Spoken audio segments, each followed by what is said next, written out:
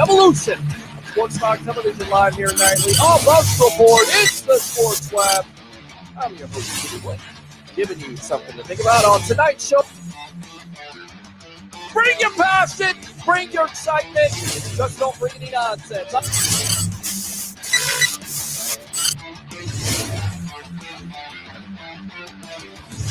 Will you shut up and be quiet?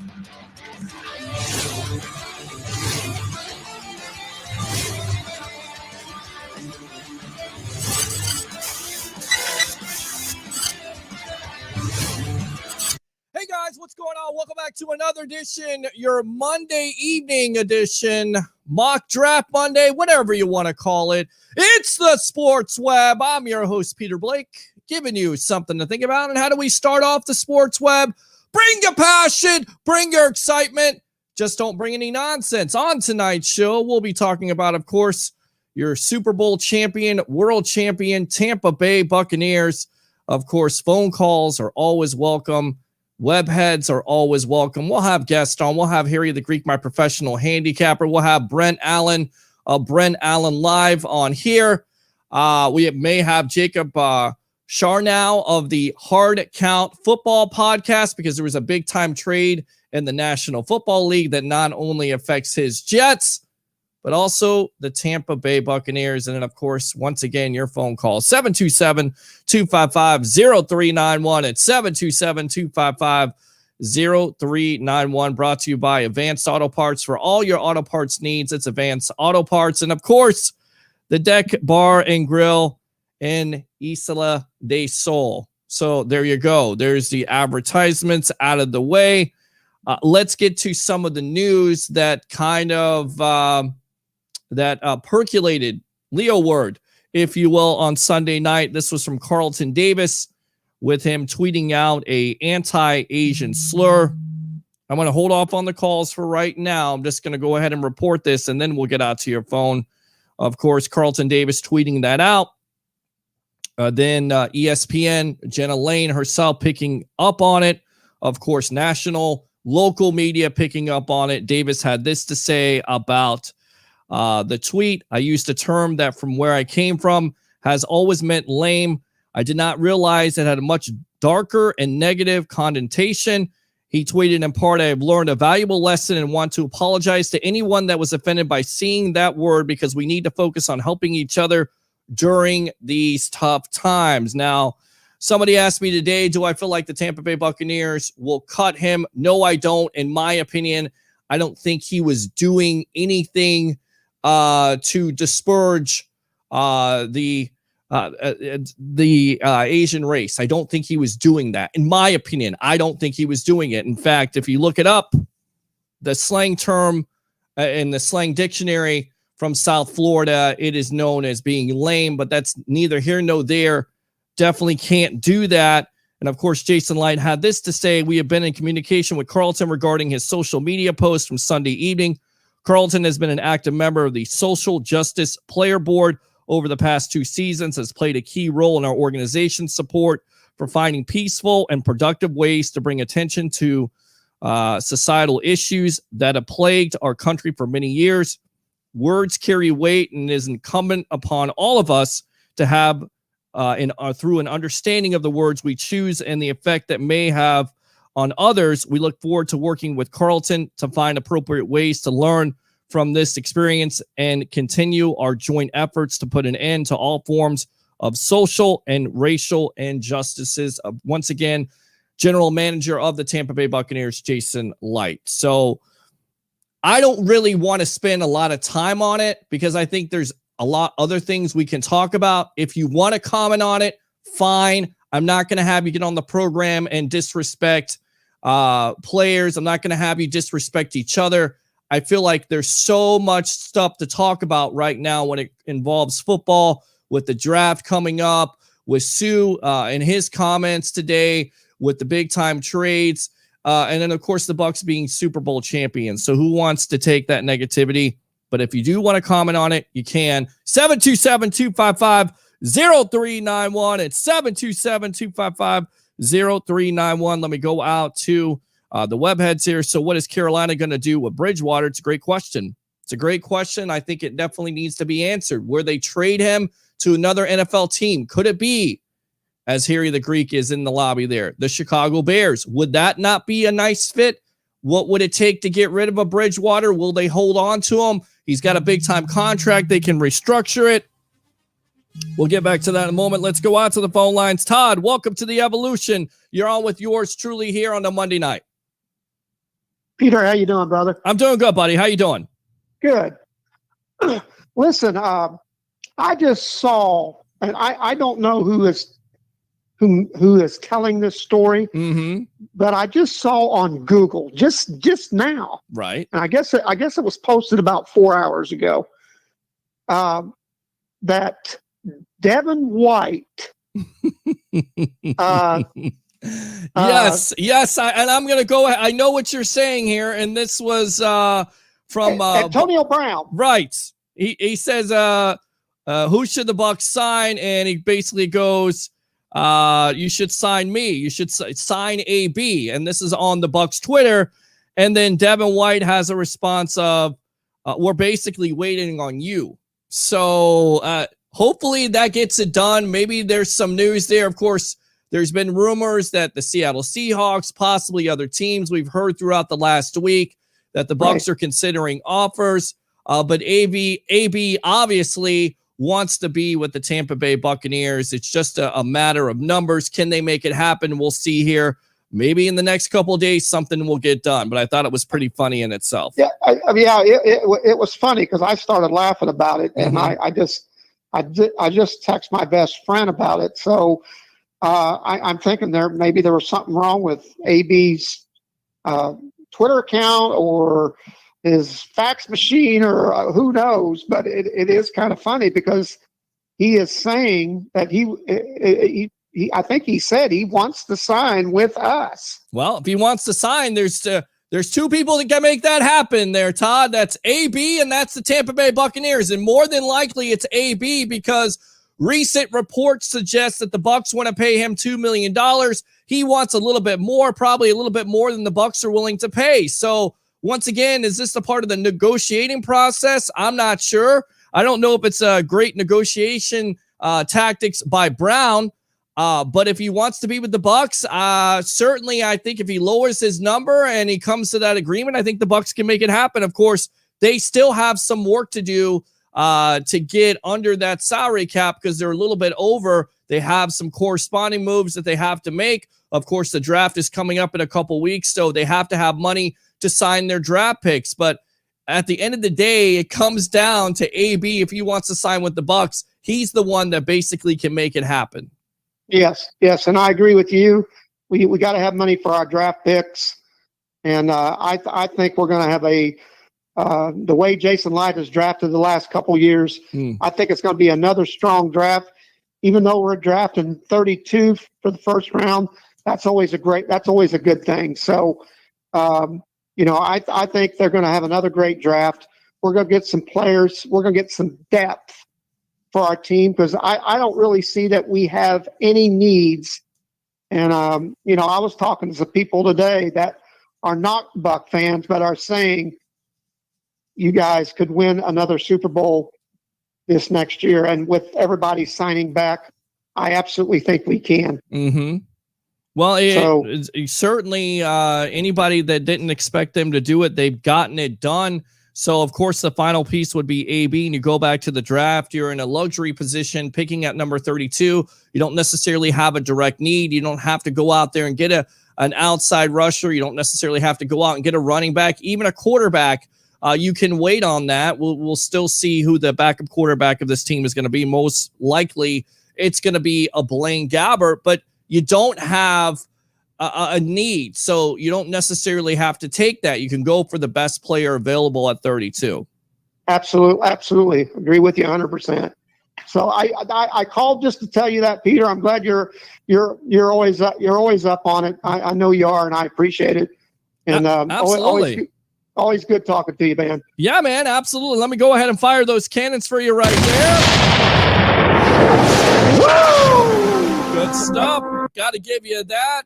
Thanks a lot for the call, man. Appreciate you. All right. All right, Peter. Have a great night, brother. All right. Good stuff there from Todd leading it off. Open phone line 727-255-0391. It's 727-255-0391. As we are live here on Bucs Report, definitely join the evolution and join the 69,000. Make it 70,000. Like and share with your friends here and tell them no matter what happens, the evolution of sports talk television, the flagship here live on Bucs Report on Monday and Fridays. And whenever breaking news happens, we'll be here to cover it for you. Let me go out to one of my longtime buddies, one of my favorite web heads from Newport Richie, Mr. Curtis. Welcome to the evolution. What's up, bro? How's it hanging? It's been a long time to hear from you, buddy. You okay? I'm great, man. I've just been handling my business. That's it, man. I've been watching you guys. I just really haven't had time to call in. Well, that's what you got to do sometimes, my friend. You got to handle your business with your mind on your money and your money on your mind, like a famous rapper would say. All right, so I have a bold prediction. Mm-hmm. I have a couple bold predictions. Sure. I hate to be cocky, but well, that's okay. That's all right. You're Super Bowl champions, right? We are Super Bowl champions, absolutely. Right. So you know what? I'm not even looking for the repeat. I'm looking for the three-peat. Wow. Yeah. Three-peat already. Why do you say three-peat? Yeah. Because I've been watching the interviews of all the players that have come back. Mm-hmm. These guys want to be here. Fournette wants to be here. Even Fournette was like, he got offered money from other places. But why would he leave where he's comfortable? And, him and Ronald Jones, they're a great 1-2 punch. Absolutely they are. It's a good problem to have. It's not even a problem. It's a good situation to have. Yeah. You kind of wonder how they're going to be able to divide the carries out or with the Fournette, with the Ronald Jones, and, of course, the Keyshawn Vaughn, who we hear from BA last week. He expects big things from simply because of that offseason reps that you didn't have last year. Yep. And I want people to understand. Listen, let me tell you something. I love Chris Godwin. Mm-hmm. Everybody knows I love Godwin. Sure. But Mike Evans is always going to be my guy. And I want people to go back, even for all the people out there that watched the Bucs last year. How many times did Tom Brady and Mike Evans not connect? Mm-hmm. So if they would have connected on those, his stats would have been through the roof. Absolutely. Do you feel like this team could actually be better? I mean, look, you got the offseason reps. You're going to have the preseason games. You're also going to have that comfortability factor, if you will, with Brady and Gronk. Gronk even talked about it. As long as we have no injuries, we're going to hit the ground running. I agree. I completely agree. And, I looked at the schedule. Yes, they say we got the second easiest schedule, but let me tell you something. It's the NFL. All these guys are pros. What do they They're say? They're going to play hard. Plus, you are a Super Bowl champ. You have a target on your back because we're the measuring stick right now. Well, I've already put the prediction out there a couple weeks ago. Don't know if you caught it or not there, Curtis, but I said they're going to win Super Bowl 56. It doesn't matter who they play. I was wrong with Baltimore last year with them playing them. They didn't play them. Of course, they play Kansas City. I said Super Bowl or bust. I'm saying the same thing this year. In fact, I think they're better, and they set themselves up to be better. They came to the table, they set it up, and everybody right now is ready to eat. And I think the Buccaneers eat in 2021, in my opinion. You ready for a Super Bowl preview? Yeah, go for it. Whenever we play Buffalo. Buffalo. Okay. All right. So the Buffalo Bills, not a surprise on this show because I know there's one guy here, Mr. Harry the Greek, was proclaiming them one of the best teams in the National Football League, if not at the time the best team in the National Football League besides the Tampa Bay Buccaneers. And as football fans, we all know it just depends on how healthy your team can stay. That's it. Knock on wood when you say that. Yeah. And my other thing is, I know you've been a football fan for a long time. All the fans out there, anybody who watches the draft every year like I do. Well, I watch the draft in my sleep, so. Thank you. Don't we all? My wife's like, "What are you doing? What are you doing?" I'm like, I'm watching the draft. Don't talk to me right now. Well, I always tell the story, right? I mean, if Dad couldn't be there, Mom's tuned in right now. Mom had to be there. Mom was there. Mom used to listen to my ramblings on for about 10 hours straight. God love her because she put up with that. God love you guys because sometimes you put up with my ramblings. But I've always been about the draft. The draft to me is the start of the new year. It's not free agency. It's the draft. It's basically what you get under your Christmas tree. Sometimes I feel like they should do the draft before free agency. I feel like they should do that too. But again, free agency is probably the biggest indicator of what you're going to do for the draft. So it's kind of works hand in hand. My last thing I want to say is, because I want other people to call in today, y'all take care of Peter tonight, because Peter's a good guy. So anyway, thank you. You guys need to remember though about the draft. Every year we watch top 5, top 10 talent slide in the draft. Yep. That kid last year that got drafted to Baltimore, what was his last name? The linebacker, Queen. Yep, Patrick Queen out of LSU. That guy was supposed to be a top 15 pick, and he slid to like 30th. Correct. And the Bucs have experienced that. They've seen that with O.J. Howard. O.J. Howard supposedly at the time they drafted him in 2017 was going to be a top 10 pick. And then he slide down to number 19 there, and the Bucs take him and didn't shock anybody because people said, the value was there. For me, I always go back to Dalvin Cook, but that's neither here nor there. They went with value. He was the best player on the board, and that's kind of the luxury this year that the Tampa Bay Buccaneers are going to have at number 32. Really haven't gotten a chance to talk to you about the draft. Who, Curtis, would you prefer right now, sitting right here on this show on Bucs Report? Who would you like to see the Tampa Bay Buccaneers take at number 32? You want me to be honest with you? Go for it. I really don't know. You really don't know. Know. Because there is so much talent out there, and we could use.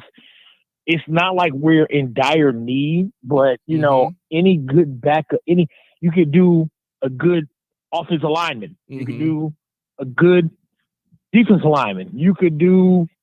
I wouldn't say anything in the secondary or the safeties, because all those guys are young. Mm-hmm. All those guys are young. So maybe somebody to back up JPP or Shaq for a couple of years, and you know what I'm saying? Because we don't know how much longer JPP is gonna play. A running back to Ronald Jones and Leonard are going to be free agents next year. Right. So you're okay with drafting a Travis Etienne or a Najee Harris? I would love Najee Harris. I'm not gonna lie to you. Okay. But I'm confident in that kid, Keyshawn Vaughn. I'm very confident in that kid. I think it remains to be seen, but I definitely, you look at what Bruce Arians said last week about him. They expect big time things from him in 2021. So once again, we'll see what happens. It comes down to opportunity. So me and one of my buddies, he's a big Bucs fan too, and I was like, what do you think would happen? Obviously, Trevor Lawrence is not going to slide, but what do you think would happen if one of those quarterbacks lead to the Bucs at 32? Do you think we would take it? I definitely think it's a certain possibility if it fits the system. Absolutely. I think that's something that we will definitely discuss more here in the next couple weeks. But I certainly think if a Kyle Trask or somebody like, who knows, maybe a Trey Lance, with Carolina today, with that Carolina trade, that takes them off the books for getting a quarterback now, because you got Sam Darnold, 23 years old, right? Yep. So, well, you know what? I'm gonna go back to what is his name for the Bucs? Scott Smith. Mm-hmm. Buccaneers.com. He had a mock draft. Yes. He had a mock draft. Yes, and we're gonna get to that. I love the guy he was talking about from Where's Vita from? Washington, and his mother. I love that guy. He's another big guy. You could put him next to Vita, and they could be there together for years. I like what you're talking about, and Joshua Cole Allen, JCA, has mentioned this. It'd be Levi, and I'm trying to pronounce his last name, and I will get it eventually. So, all right, Curtis, I'm going to go ahead and fire those cannons for you right there, my friend. Hey, by the way, I know this is a little off subject, but is it your sister that was in the hospital? How's she doing? Sister's getting better. Slowly but surely. The whole family's getting better. So thank you very much God, for the God prayers. bless Appreciate you and your family, man. Everything's going to be fine, man. Thank you, man. I appreciate you. I Hey, appreciate all you. my fans out there, we love you guys, and go Bucs. All right. So I'll give him the woo there, right there. Good stuff, Curtis. Appreciate you. All right. All right, brother. All right. Good stuff there. Curtis opens the phone line up. Somebody wants to call in. I'm going to go ahead and dial them up. I don't know who this is, but we'll go ahead and dial them up and see who they are. This is what we do here on the Evolution of Sports Talk. Call has been forwarded to. Well, I got an answer machine. So whoever just called me, call back 727-255. Ask and you shall receive. Let's go out to the phone lines. What's your name? Where you calling from? What's up, Peter? It's Alex, man. What's going on, Alex? Long time no hear. Yeah, I ain't talked to you, man, since after the Super Bowl. How's it going, man? It's going good. I'm kind of wondering why. I mean, I didn't welcome you here with open arms. Jeez, man. I've been busy, brother. I live up here in Baltimore, so it's a little bit more kind of restricted and busy up here. So gotcha. But anyway, a couple things I want to talk about tonight. I don't want to keep much of your time. I know people want to call in too, but you got plenty of time. First of all, what you think about the Bucs win the Super Bowl? I ain't talked to you since after. How about the Bucs, man? I mean, it was an extraordinary season. It all came together. They were 7-5. They go 8-0. Their defense steps up. I mean, to me, this could go down as the greatest Tampa Bay Buccaneers season of all time. You look at, what happened before the season with the pandemic and everything surrounding it and all the adversity and all the injuries. To me, you could definitely put it up there, stack it up against 2002. And at the end of the day, I kind of appreciate this season more than I appreciate 2002. I know that's crazy to say, but there were so many question marks, so much adversity with this team. I love it. You got... And then don't forget, you're talking no preseason. You're talking a bunch of new guys, new quarterback, going to a new franchise, a couple new signings with no preseason. I mean, what more can you ask for? But anyway, I want to give a couple props out, man. Sure. What do you think about Jason Link bringing the whole starting roster for the Super Bowl back? What do you think about that? I mean, it's been tremendous. Jeez, on a salary cap, it's been kind of tight, right? Well, again, this sets up, Alex, what this Tampa Bay Buccaneer organization is all about right now. The window is wide open with Tom Brady being the starting quarterback. They want to do everything they can. They put their chips at the center of the table to win another Super Bowl, and they have set themselves up to do it. From the Glazers to Jason Light to Mike Greenberg to Bruce Arians to the players taking less money or restructuring, they have set themselves up. And at the end of the day, for me, I put this prediction out there a couple weeks ago. Super Bowl or bust. The Bucs win Super Bowl 56. No matter who they play, they're going to win it because they set themselves up to do that. And do you want to know why and what I think?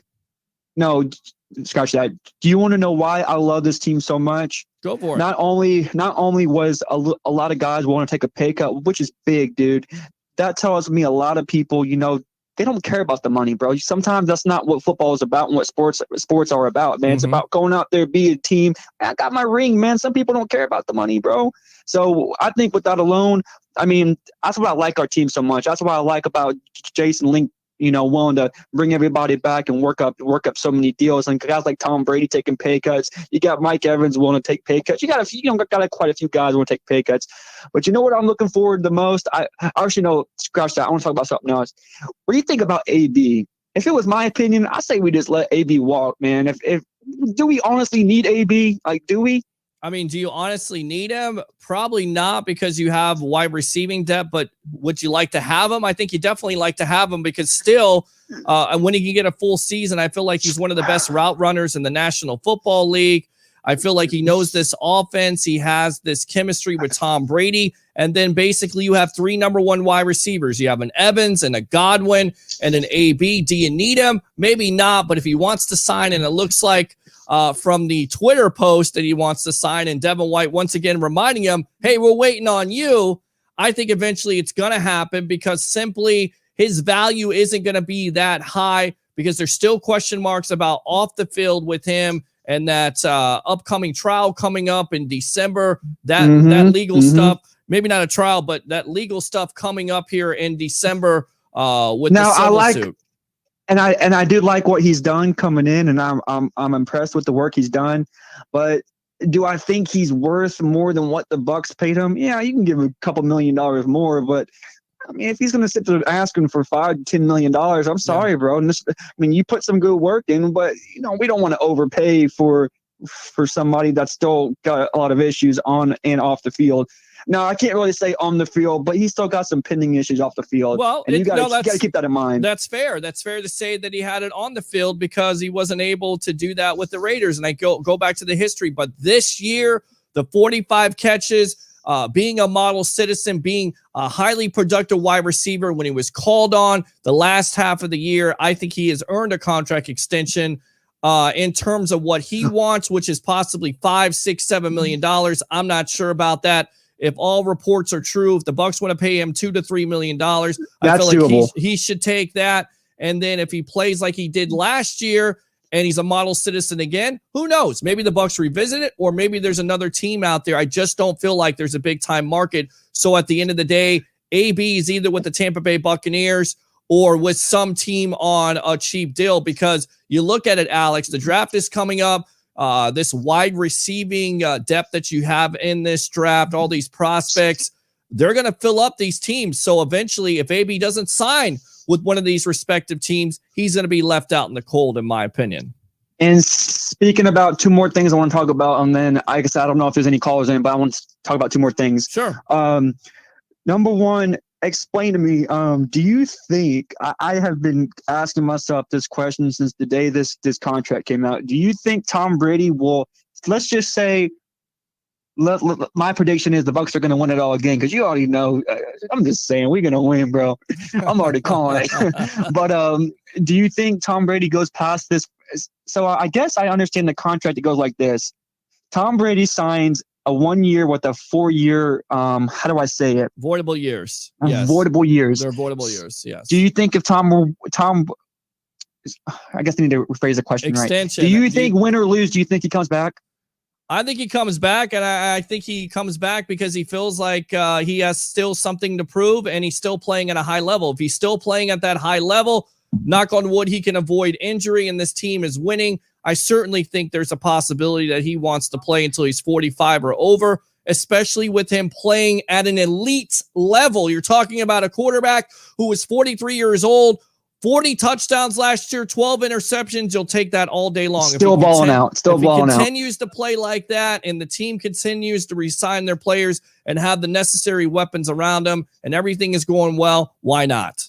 And that's where I give Jason Lincoln and I guess you can say the Glazers the problem, because they kind of let the man choose who he wants, which is awesome, dude. How often do you get to see a man say, you know what, I want all these guys back just because, I believe in them, not because of just who they are, but because I believe in my team and I believe with what we did this year during a pandemic year. Let's see, no preseason, a whole new team, and we won the Super Bowl. Yeah. To have owners and have leadership like Jason Link bring all these guys back because Tom Brady believes in them, I think is magical, bro. You keep I love it. You keep on calling him Jason Link, and it's Jason Light, but he definitely has. Here's the thing. It's good. It's funny because he actually is the link to this Tampa Bay organization right now, and he has been the link that it's connected not only this team but also this ownership. This ownership believes in him, so he's definitely been a link to the Tampa Bay Buccaneers. Good stuff, Alex. Anything else? I want to talk about two more things. Sure. Two more things before you go, because I want to talk about two more things.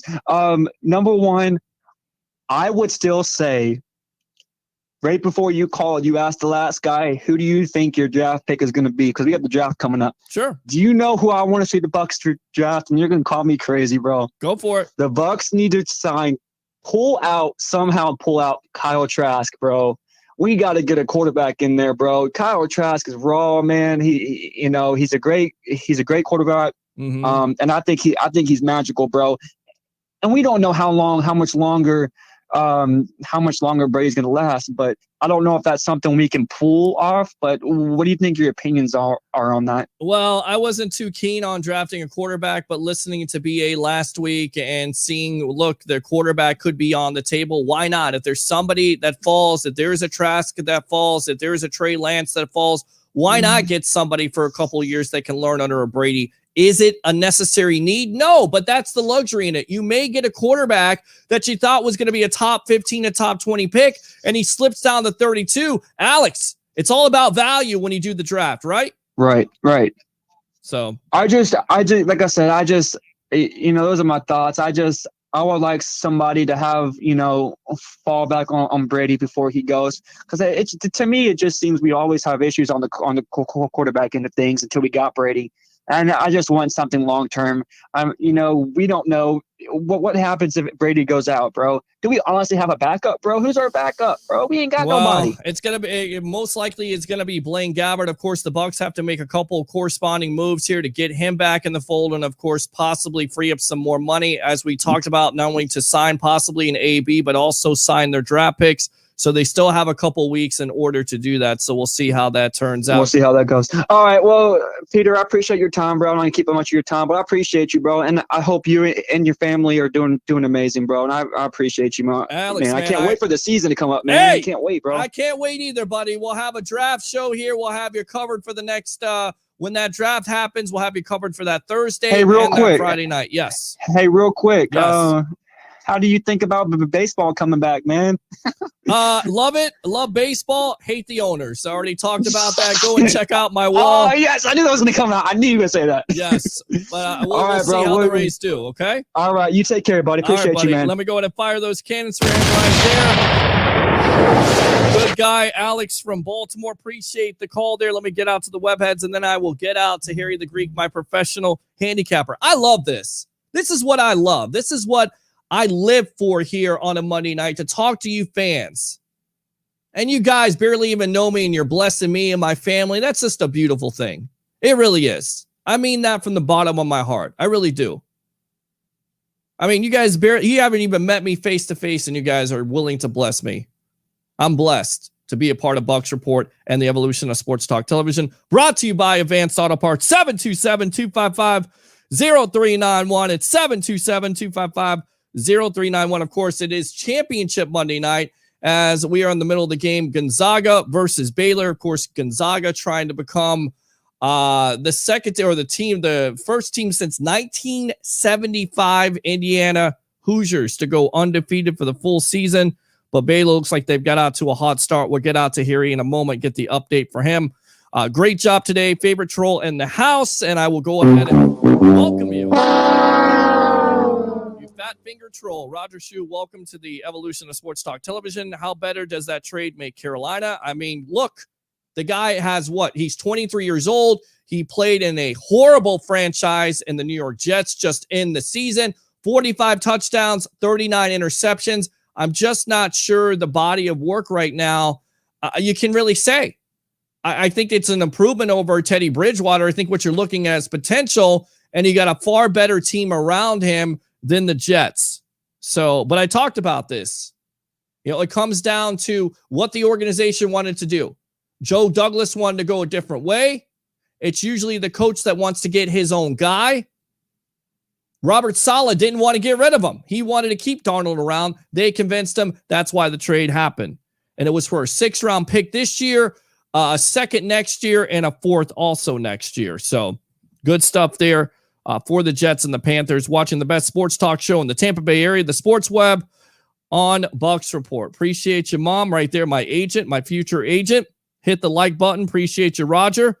Injuries are the biggest equalizer, so please stay healthy, Bucs.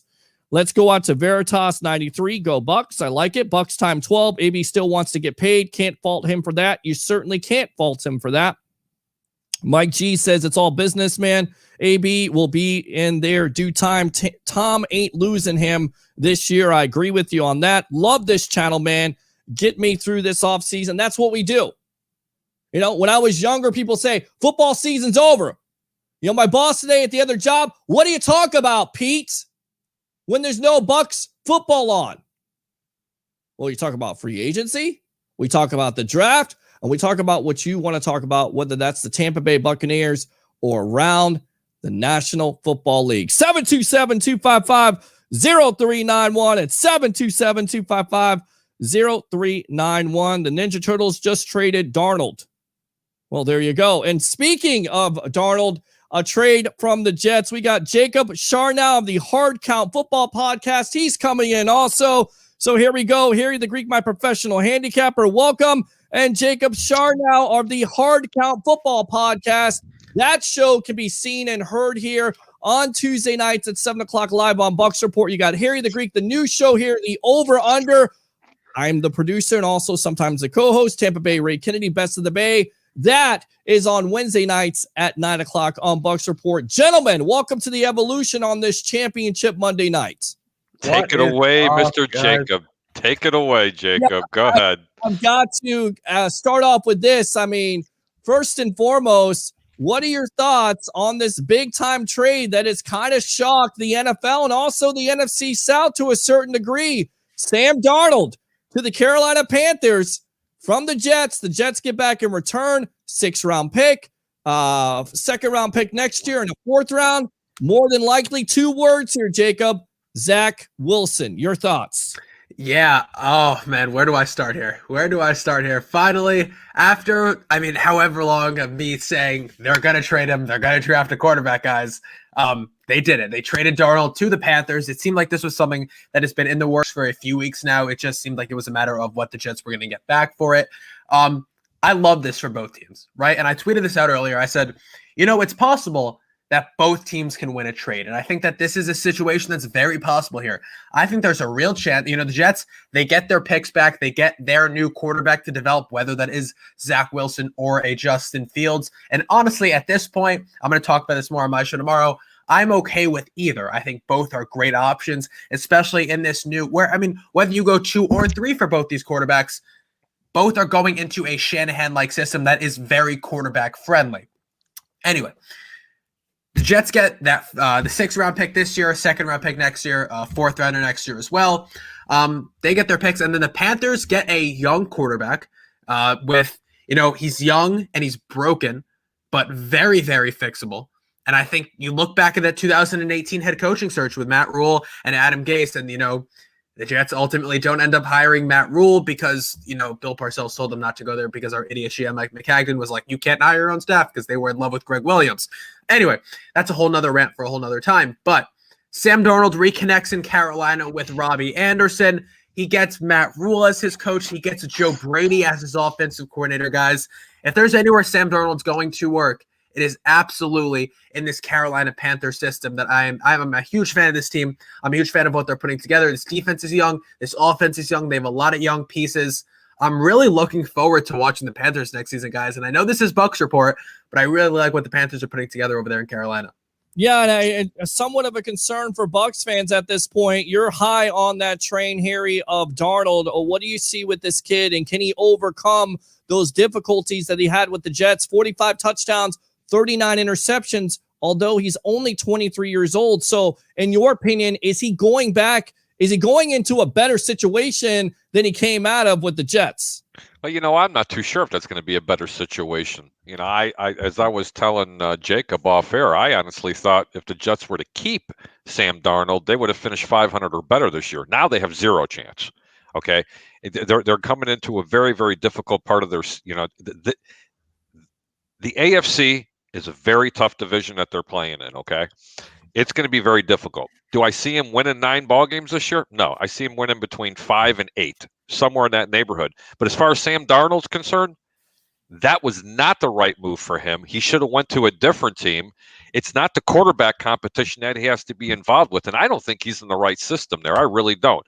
I think a system like Indianapolis, even though they have Carson Wentz, San Francisco, the Denver Broncos, those are systems that he would really thrive in my opinion. Teddy Bridgewater is starter day 1 this year. I don't necessarily think he's on this team because there's been talk here, guys, that Bridgewater could be traded. What about the New England Patriots? What about the Chicago Bears? What do you say here, Jacob? The New England Patriots are the option. I was talking with my dad earlier over dinner about, where, now that Darnold's in Carolina, what are the Panthers going to do with Teddy Bridgewater? We were talking about the Patriots. I don't know if the quarterback room of Cam Newton and Teddy Bridgewater is like that. If that's one that they want there, I think they would rather a younger guy. If they can snag one up in the draft, I don't know if they'll be able to at pick number 15. I think they would need to trade up in order to get one of these quarterbacks, especially with the way it's looking now, right? I mean, we knew that the Panthers the reason they executed this Darnold move was because they knew they weren't going to be able to trade up. They wanted pick number 3 is what I'm guessing. And the Niners ultimately got it. They knew they weren't going to be able to trade with the Falcons because that's within the NFC South. The Falcons weren't going to give them that pick. And then after that, there was no guarantees that, maybe the Dolphins at 6 or the Lions at 7 wouldn't want to trade down either, or that someone would jump ahead for Trey Lance at number 4 with the Falcons. So yeah, I do think Teddy Bridgewater's done. I don't think they want a competitive quarterback room with those two. I think if anything, they'll look for a younger option. But yeah, I think there's a real possibility that the Texans are looking and saying, maybe we get Teddy Bridgewater back in here. The Chicago Bears they're certainly an option, but it really comes down to whether or not Teddy Bridgewater is okay with being a backup. If he wants to be a backup, there's plenty of other places that he can go, because realistically, there's a lot of teams that need a backup quarterback. One still being my New York Jets, who I thought could have gotten Teddy Bridgewater back with that compensation, but they ultimately ended up not doing that. Well, it's obvious that Douglas and that organization wants to go with Zach Wilson. Are you okay with Zach Wilson at number 2, Jacob? Oh, boy, am I okay with Zach Wilson? I am more than happy. I'm so excited to get Zach Wilson in the building if that is the pick. Guys, I'm letting you know, don't be surprised if on draft night this was all one big red herring, one big mislead by the New York Jets organization. And on the card on April 29th is the name Justin Fields.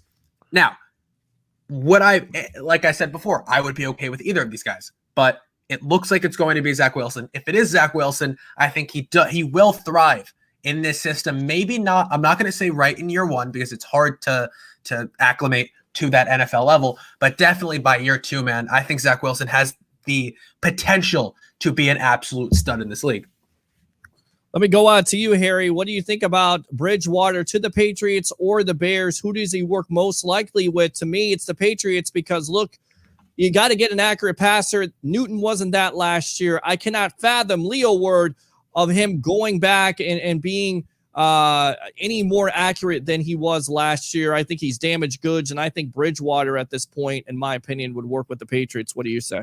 Great point by the both of you, and I'm going to tell you right now, if Teddy Bridgewater was to go to either one of these two teams, even though the Chicago Bears have committed to Andy Dalton and actually told him, hey, you're going to be our starter, zero chance by game 3 Teddy Bridgewater would be leading the Chicago Bears.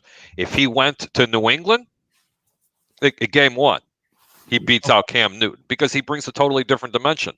They both can run. They both can throw, but the difference is one's more accurate. And that would be Mr. Teddy Bridgewater. I think Teddy Bridgewater is by far the better quarterback between the two. But I'm not giving up on Carolina getting rid of him yet. And Jacob made a great point. Houston might be looking for a quarterback in lieu of all the problems that are going on in the dumpster fire down there in Texas. And I'm not talking about the Cowboys. But now that I mentioned the Cowboys, I can't hold back anymore, guys. I got to say something. I always have to bring a little flavor, when it comes to gambling into the shows that I'm talking about. Peter, who is the favorite, not to win the Super Bowl, but to make it to the Super Bowl in the NFC? I thought it was the Bucs. It is. Okay. It's the Bucs at plus 400. You're getting 4-1 on your money. I'll take followed by Green Bay at plus 500. The Rams are plus 700, and San Francisco's plus 800. I just named 4 teams, right? Mm-hmm. Okay, there's 3 teams that are tied for 5th to go to the Super Bowl. Jacob, give me one of the 3 teams. I mean, based on context clues, I got to go with the Dallas Cowboys. Okay, perfect. Peter? The Rams. No, the Rams are number 3. They're plus 700. Mm-hmm. You got Dallas, New Orleans, and Seattle. How the hell does Dallas, Seattle, and New Orleans New Orleans are top 5? Weird. Seattle, no, really. I can see Seattle, but let's talk about 2 teams, Dallas and New Orleans. Here's the one that's even more perplexing. Mm-hmm. The 49ers are the 4th favorite to go to the Super Bowl in the NFC. What are they smoking in the real world out here? Well, to that point, look, they're 2 years removed from a Super Bowl. They're going to get back most of their defensive starters, and they feel like that the quarterback position, either with the Jimmy Garoppolo or more than likely with a Mac Jones steak dinner, is A steak dinner. You have got zero chance with a steak dinner. I am getting that steak dinner. There brother. is no way. There's no way. And I know Tell I'm going to say it Tell him. right now. There's Here, no go way. ahead. that Full Mac- screen to Jacob. Go ahead. Full screen to Jacob. I listen. I don't know how this is like. I understand where you're coming from based on what the media is saying about Mac Jones, guys. Justin Fields is the pick at number 3.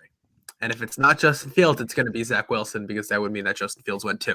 Those are the Trevor Lawrence, Justin Fields, Zach Wilson. Those are the top 3 quarterbacks in this draft. They're the most NFL-ready quarterbacks in this draft, guys. Mac Jones is just another name that people are throwing out there.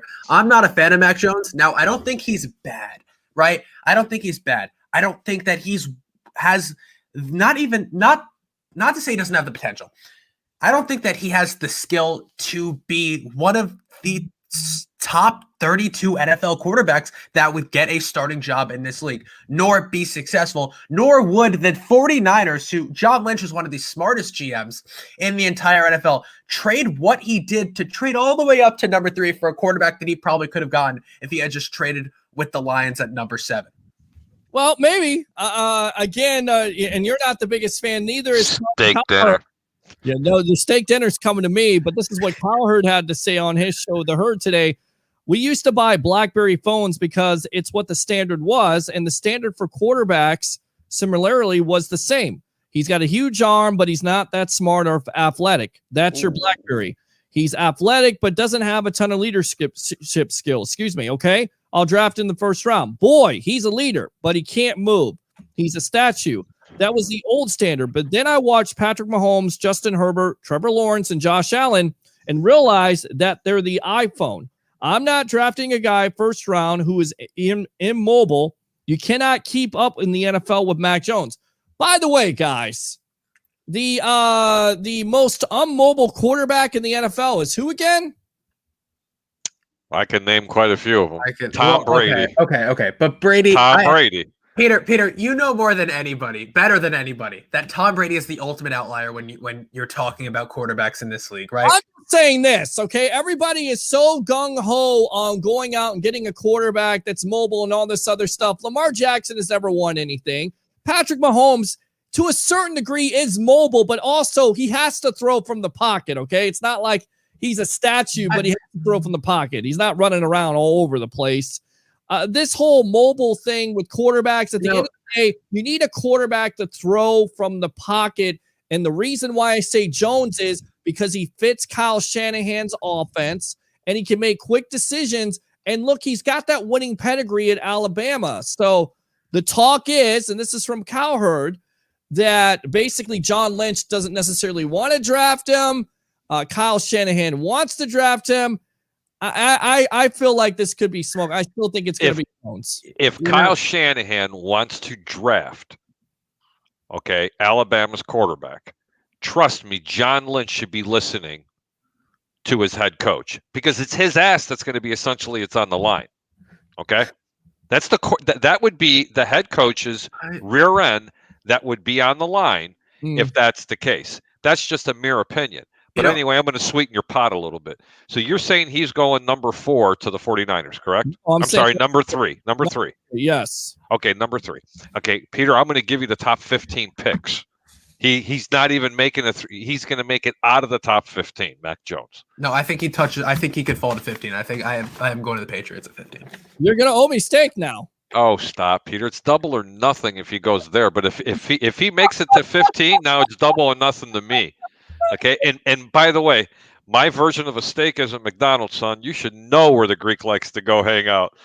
Hey, we're going to eat. At the end of the day, I'm winning any way it goes because I got Harry the Greek, my professional handicapper, on Mr. 88%, going up to 89, 90%. Of course, Jacob Charnow of the Hard Count Football Podcast. I would love to say, I told you so, Harry. I was right again. Let me keep on reading these comments from Kyle Hurd on this. I'm not drafting a guy first round who is immobile, who cannot keep up in the NFL with Mac Jones, who has no second reaction skills. One scout said he would be confined to be a pocket passer. Where is that working? Again, where is that working?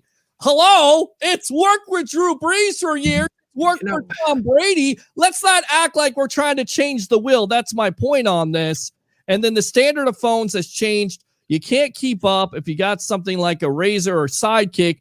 It just doesn't do enough. And I kind of feel like that with Mac Jones. I wish the kid well, but it's why I would have moved off a 2-2. If you draft a Mac Jones third, what are you telling everybody is my system will make this Sidekick, this Razor, this BlackBerry work.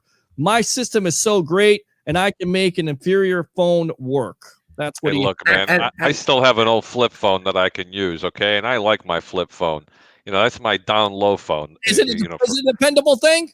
Absolutely, it's There you dependable. go. So that I mean, point, for what? Passer can still work in the National Football League. Let's not act like it can't, because it can. It's been done before. It'll be done again. I don't know if you knew this, Peter, and I'm sorry, hold on. I don't know if you knew this, but it was a pocket passer that just won that Super Bowl, I think, wasn't it? I mean, that's my point. I mean, okay, I understand your point, guys. I think when we talk about mobility in a quarterback, it goes, and you bring up a guy like Lamar Jackson.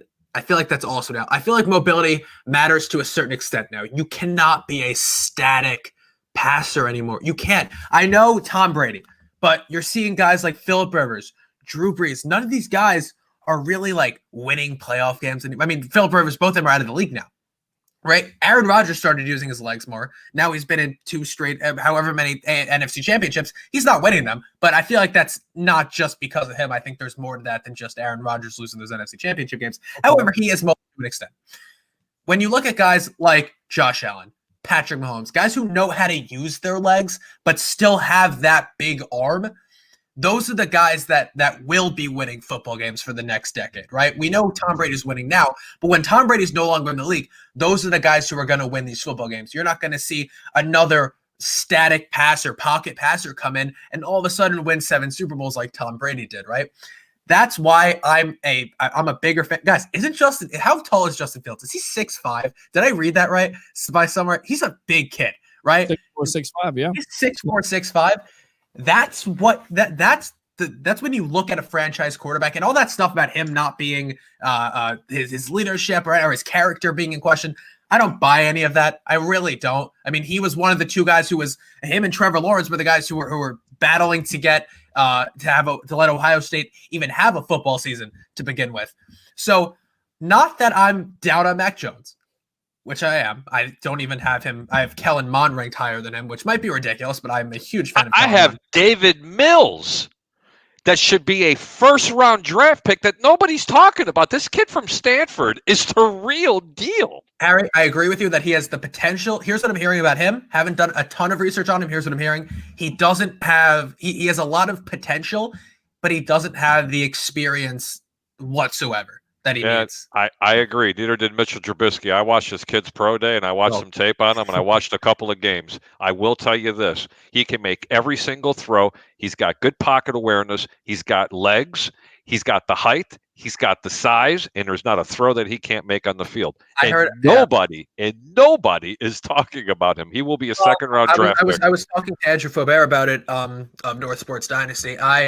We were talking about it, and basically the consensus we came to was that he should have gone back to school for another year. If he went back to school, he would have been a first-round pick in next year's draft. But it's really going to matter of where he ends up, right? If he ends up on a random team that's just trying to take him, like the Bills took Jake Fromm last year, it's just as a guy, or the Colts took Jacob Eason, as just a guy to just maybe develop and see what happens, he's not going to be successful, right? Well, I'll just say this. With everybody saying, the mobile quarterback is in, the problem with the mobile quarterback at the end of the day is they're going to get hurt eventually, because if they're running around and they're not able to throw from the pocket consistently, a la a Russell Wilson, right? I mean, when he first came into the league, a little bit more mobile, run around, still does that a little bit, but he throws from the pocket more. Why? To curtail those injuries. Yeah. And you see Russell Wilson, especially him, he's giving himself up a lot more now. Like, he doesn't get hit. You watch Russell Wilson, he doesn't get hit. If he's going to get sacked, he just goes down. He literally just falls and keeps the ball in his hands.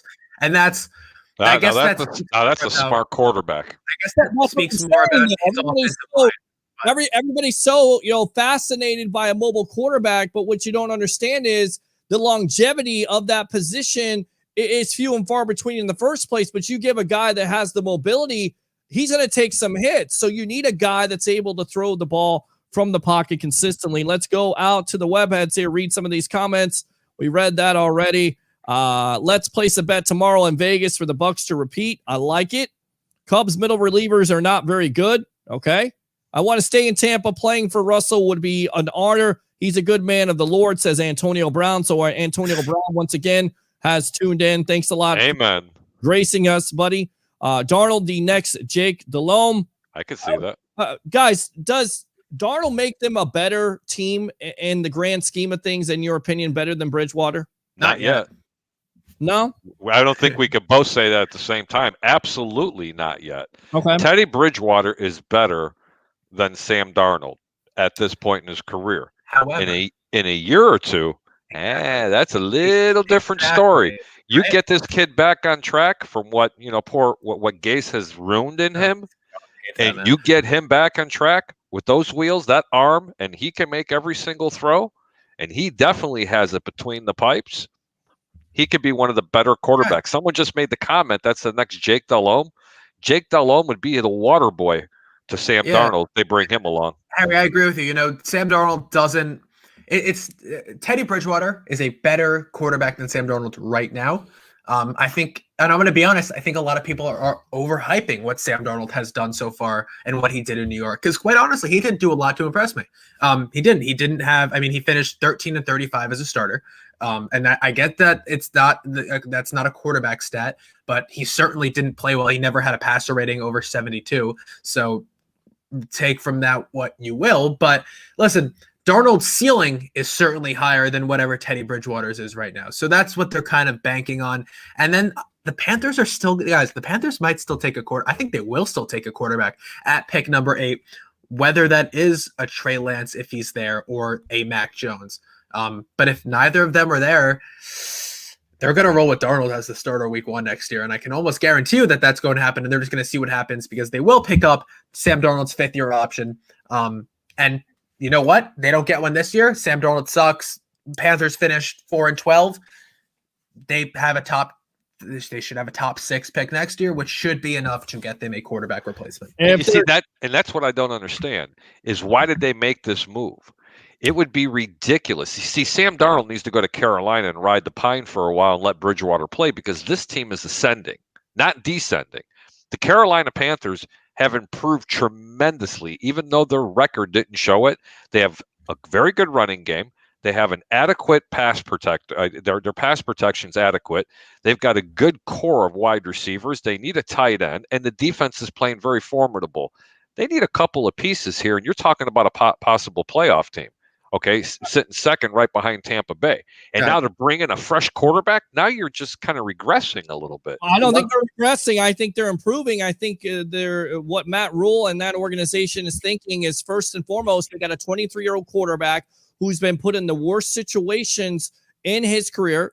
Sorry, Jacob, that team around. I very much so agree with you. It wasn't very good. You have the potential there. They feel like he's going to be an upgrade over a Bridgewater, and with the weapons around him and running back, possibly getting a defense around him, I think eventually the Carolina Panthers are definitely going to have something to say about the NFC South. Go ahead, Jacob. And now you look at the Panthers situation, right? And if they really believe in Sam Darnold next year, like everyone thinks, or Harry, not everybody, I know it's certainly not everybody, but Harry, you think the Jets should have. Now imagine if the Panthers don't have to draft a quarterback at pick number 8. Now let's hypothetically go through this because let's say the first 4 picks are quarterbacks. Pick number 5, Penei Sewell. Pick number 6, let's say Jamar Chase. Number 7, the Lions, let's say, take Devontae Smith. Now, the Panthers can take Kyle Pitts and get that tight end that they need. They can go defense. They can take Patrick Surtain, who is Harry. I mean, we were talking about. He's a lockdown guy. I didn't think about that. Well, what offensive lineman here, Jacob? I mean, I'm trying. Rashawn Slater is an absolute monster too. Like these are, and they say Slater's actually better than the other kid from Oregon. And he may go now. Sam Darnold has those weapons that he deserved in New York that he didn't get. But how about Teddy Bridgewater? I mean, how about Teddy Bridgewater? What would he do with that offense? I'm telling you now, Sam Darnold has more upside, and he will be better in a couple of years, but he's not Teddy Bridgewater. You and I both agreed on that. All I'm saying is The Jets are going to get better here in the next couple of years. Well, Carolina was ascending. The Jets are, the Carolina Panthers are not going to be, in my opinion, and I have to look, because once they announce that Teddy Bridgewater is going to be the starting quarterback, I'm going to start taking a look and see what the wins and losses are, because that could very well possibly be a definite under. Get it, Peter? Over, under? I get it. Uh-huh. I get it. All right. Yeah. Let me read the rest of these comments and I'll get you guys out of here. If you want to stay in the lobby for a little bit, you can. We're gonna have Brent Allen on here, Brent Allen Live. And then, of course, we'll take phone calls. Sam Darnold is the fresh meat. It's time for the Bucs defense to eat. Go Bucs. Let's go on to Lawrence. When do you think we will get news about AB? I mean, we've had some of that news already from AB reaching out to the Bucs Twitter saying, sign AB. And Devin White had to remind him, we're waiting on you, buddy. So who knows? Carl Hardy says Brady is still more mobile than Johnson was back in the day. Carlos says 0 chance he gets out of the top 10. That's hilarious. Carlos again says Peter's right on the spot. Keep it going, buddy. Appreciate you, Carlos. Let's go out to Troy Polamalu, King Troy, Trojan Legend SC. I'm from the year 2030, and quarterbacks who can't run the ball become extinct. Versatile quarterbacks become the standard. Okay, It doesn't make it right. Well, I don't think he's from 2030. I think Troy Polamalu is from a galaxy far, far away.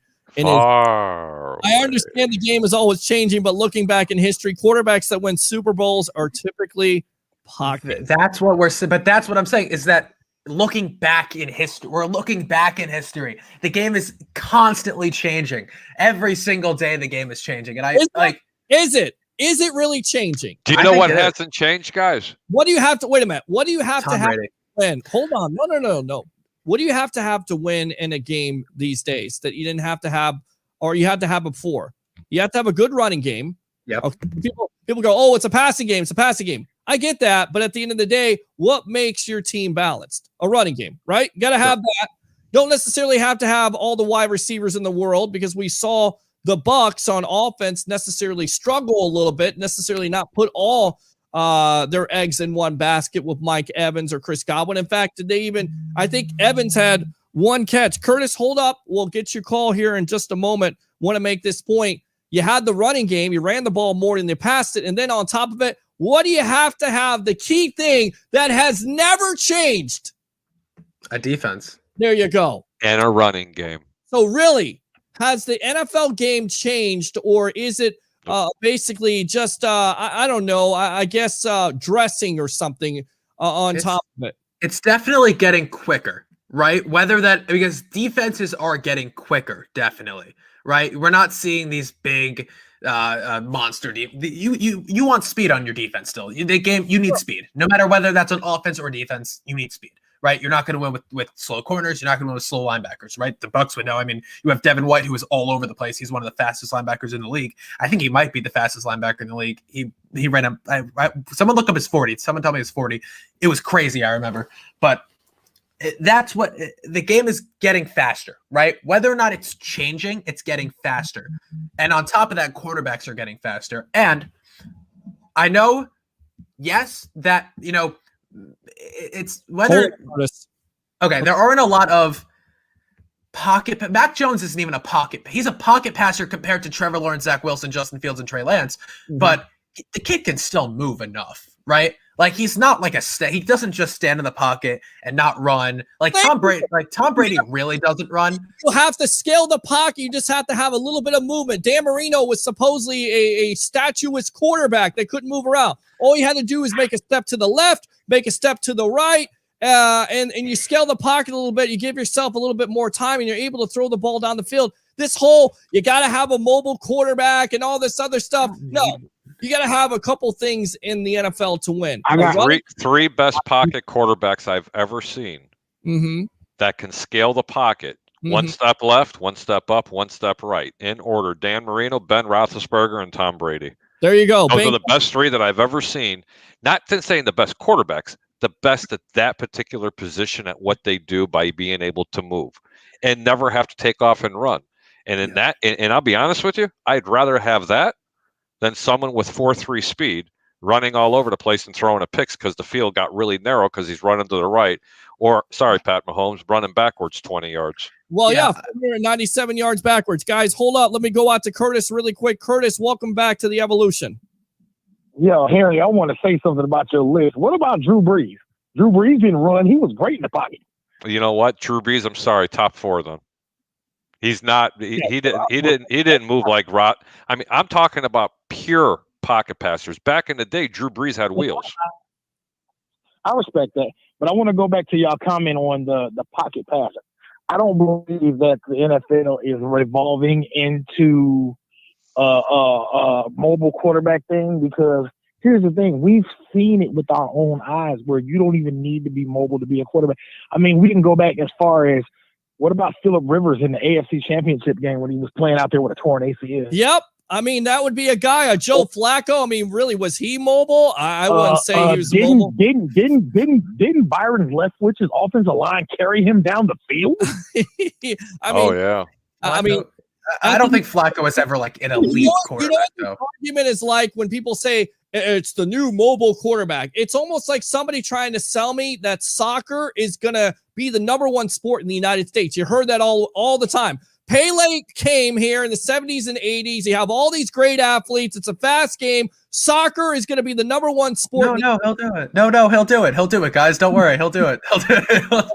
Guess what? Here's not the number one sport. We take this mobile quarterback thing too far. Yes, I love how Russell Wilson can move around and other guys can move around. But as far as when I think about mobile quarterbacks, you got Michael Vick and Lamar Jackson. These guys go rush for 1,000 yards and wouldn't even bat an eye. That's a mobile quarterback to me. These guys aren't mobile quarterbacks. They just can move around. They can get out of, like Jameis Winston. Jameis Winston was a mobile quarterback. He could just get out of the pocket and he can go get you a first down. Yeah, he also had some turnover problems too. Jameis Winston. Right. Yeah, just a smidge. Against Tom Brady in the foot race. Sure.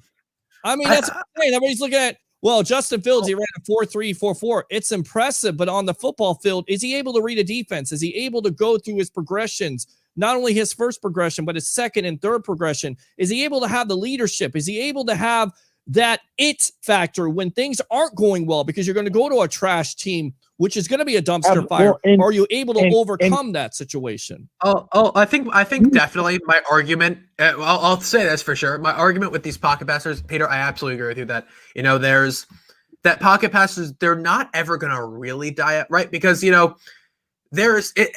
We always say, well, what about this guy? What about this guy? Well, what about Drew Brees? What about Tom Brady? What about no one's ever going to be these guys, right? These are all different quarterbacks. I think my argument got lost with my opinion on Mac Jones. Just because I don't think Mac Jones isn't going to be the top guy in this draft doesn't mean I don't think pocket passers are going to go completely extinct.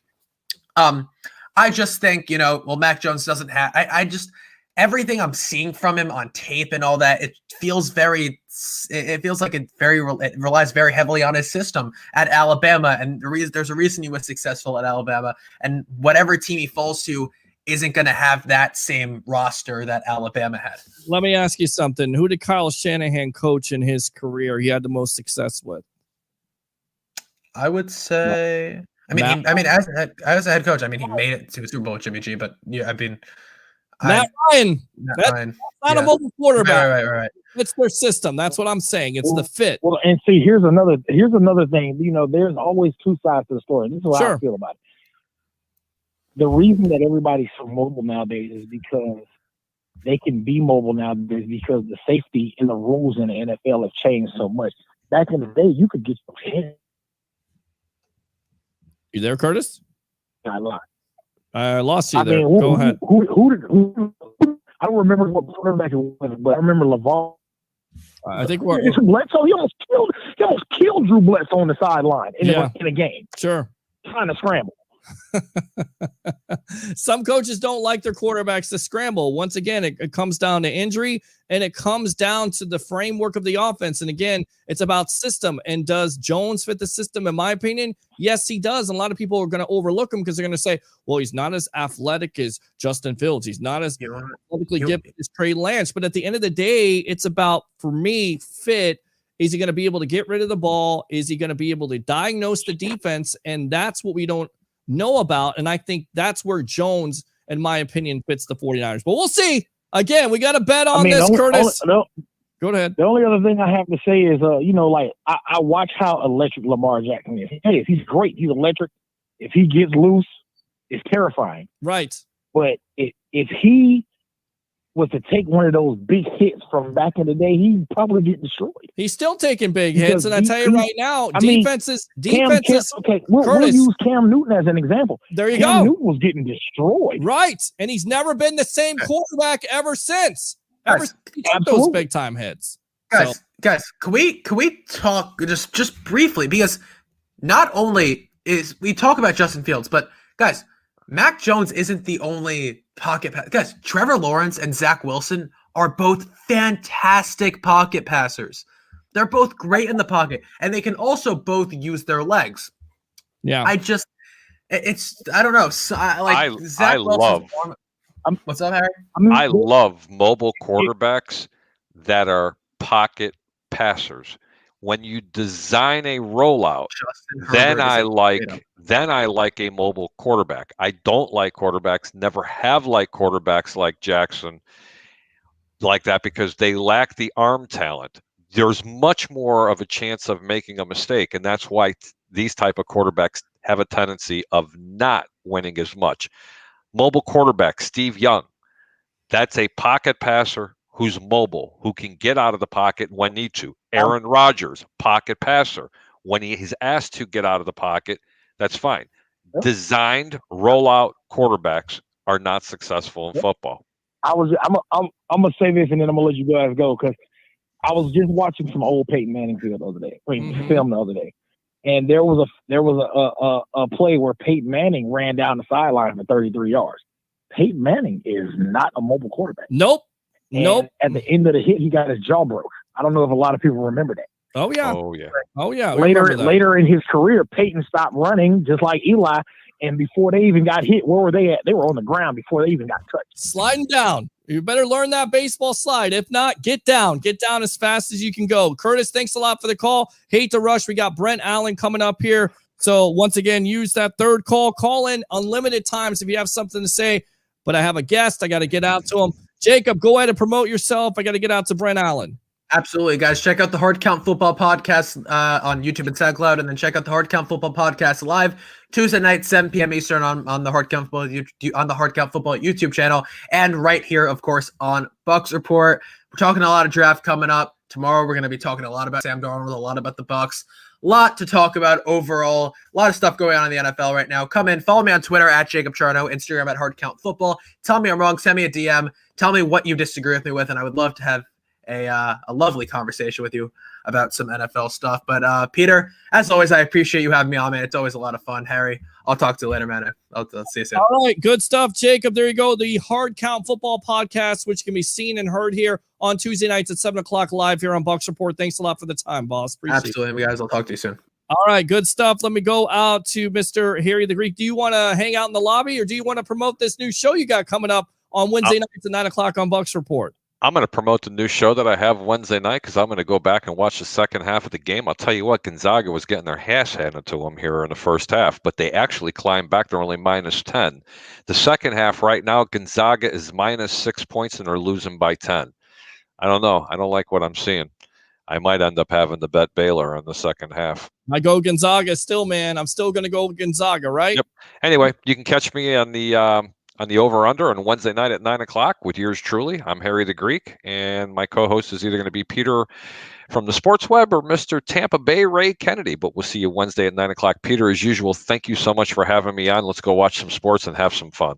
Absolutely. There you go. Harry the Greek, my professional handicapper, the over-under on Wednesday nights at 9 o'clock live here on Bucs Report. Thanks a lot. You know what I'm doing, right, buddy? Oh, yeah, that's what I'm going to be doing. That's my stake I'm going to be getting. Number 3. He's going to go number 3. You're going to be, I'm going to say it right now. I'm going to Zero. Full screen. Zero. Matt is going number 3 to the San Francisco 49ers. Zero. Jerry the Creek, my professional handicapper, is going to be paying up. Thanks a lot. 0 chance. See you later, guys. Hey, tell Brunt I said hello. We'll talk to you guys later. Brunt, thank you for staying in that back room so long. I didn't mean to take that much time. That's all right.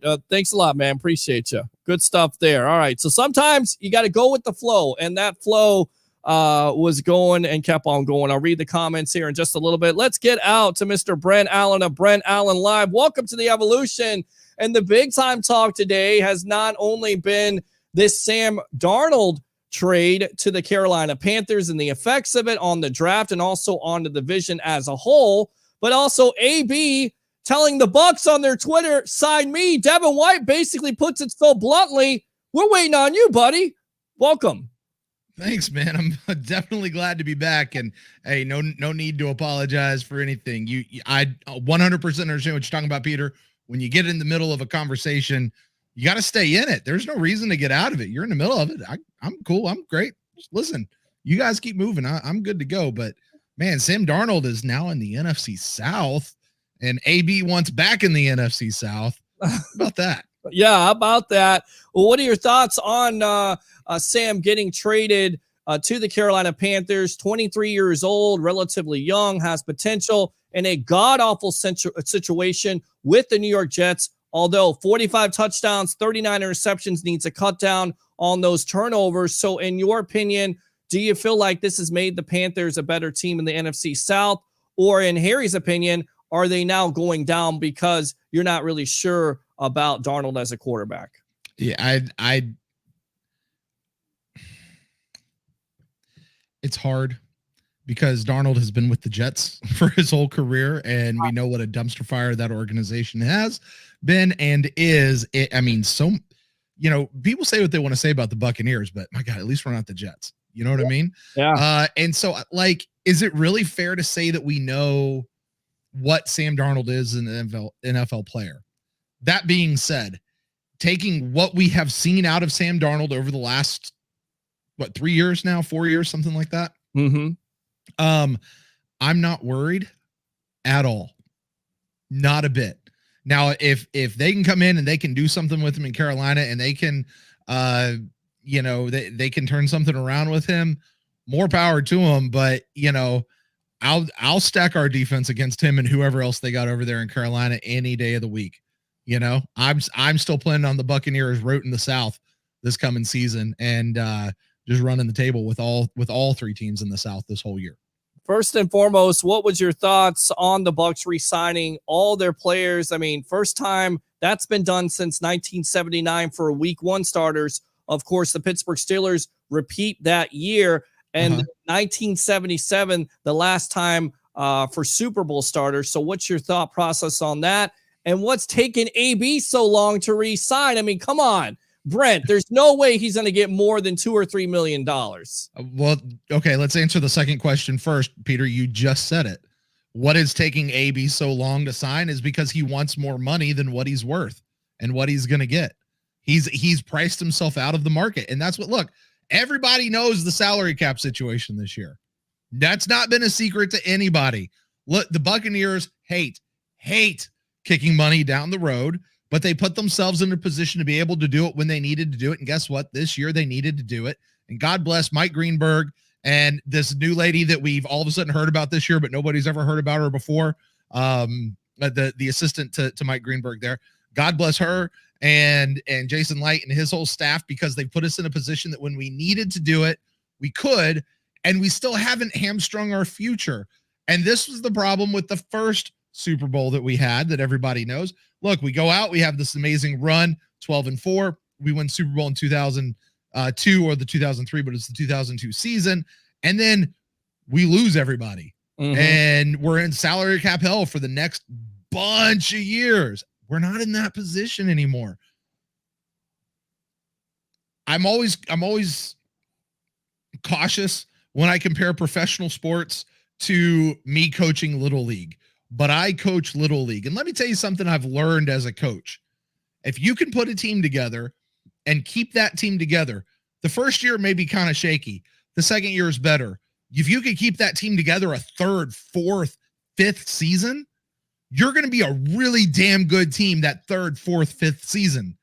The fact that we've been able to keep this team together that just won a Super Bowl, you've been able to keep them together. AB notwithstanding, AB is kind of AB was an insurance policy that was a luxury last year, which in no way, shape, or form was a necessity, was a luxury. So if AB is on this team or not in the next, AB is in the same book as me what was it, Andrew Adams or whatever his name was, the safety. Yeah. Like if he's back, fine. I'll take him as a depth piece. Am I relying on him? No, I'm not. I know he's Tom Brady's like little pet project over there. Fine. I don't care. I'm not mad at him. I'm not against him, but I'm not propping him up. I'm not pounding the table waiting on AB either, because we still got a pretty damn good receiving room, and not just receiving room, but a great tight end room. And by the way, hopefully we'll come up with the running back. That's the one thing that's still kind of, but I don't know if Leonard Fournette continues where he left off. He wasn't looking too bad at the end. I don't know that he was doing as great as everybody thought he was, but fine. And so they've kept this team together. That's going to be tough, man. That's going to be so tough because they're able just to keep going and really the coach, that the bigger thing to me, Peter, is not as much that they kept the players together, but they've got the players and the coaching staff all together. Yeah. Like that's a match made in heaven. And, look, Tampa Bay Buccaneers are going to be the team to beat this year. They're going to be the team that everybody wants to beat, and they're going to have a tough time with it this year, I think. I definitely think that. And again, I put that prediction out a couple of weeks ago that they were going to win Super Bowl 56. That would be the Bucs no matter who they play. We're on with Brent Allen of Brent Allen Live here on the Evolution of Sports Talk Television. If you got a question for him, call up on the phone line, 727-255-0391 at 727-255-0391. We're talking about the draft and picking at 32, but I want to get back to the wide receiving position because there was a rumor out there a couple weeks ago that Larry Fitzgerald, that the Bucs could be pursuing him, making a strong push. Of course, we don't know yet because Fitzgerald is still with the Cardinals, but if he does get released and, from all intents purposes, the Cardinals look like they may release him because of the AJ Green signing. It doesn't fit in. Would you be okay with going out and getting him over an AB? Or in your opinion, an AB is a lot better at this point than a Fitzgerald? Wow. I guess first and foremost, I got to put it on for both of them. If the price is right, both of these guys coming in are going to be depth signings. They're going to be luxury things that the rich get richer. It's that sort of a situation. They're not going to make a lot of money. Look, here's the thing about AB. His court stuff still is coming. Like it was supposed to be this past December. It got kicked down till, I don't know, Peter, you probably know when better than I do. Was it almost December. A year? I think it's December, this December coming up. Got kicked out a whole year. Right. It's still coming up. He's going to have to face the music on that one way or another somehow. And who knows what that's going to do. Let's go worst case scenario with that. Let's say the Buccaneers re-sign AB for whatever they re-sign him for. They go through the whole season. He's a big part of the offense, which is great. Fine. I have no problems with that. We get to December, court case comes up, everything goes to hell. And now we're looking at the final week or two of the season.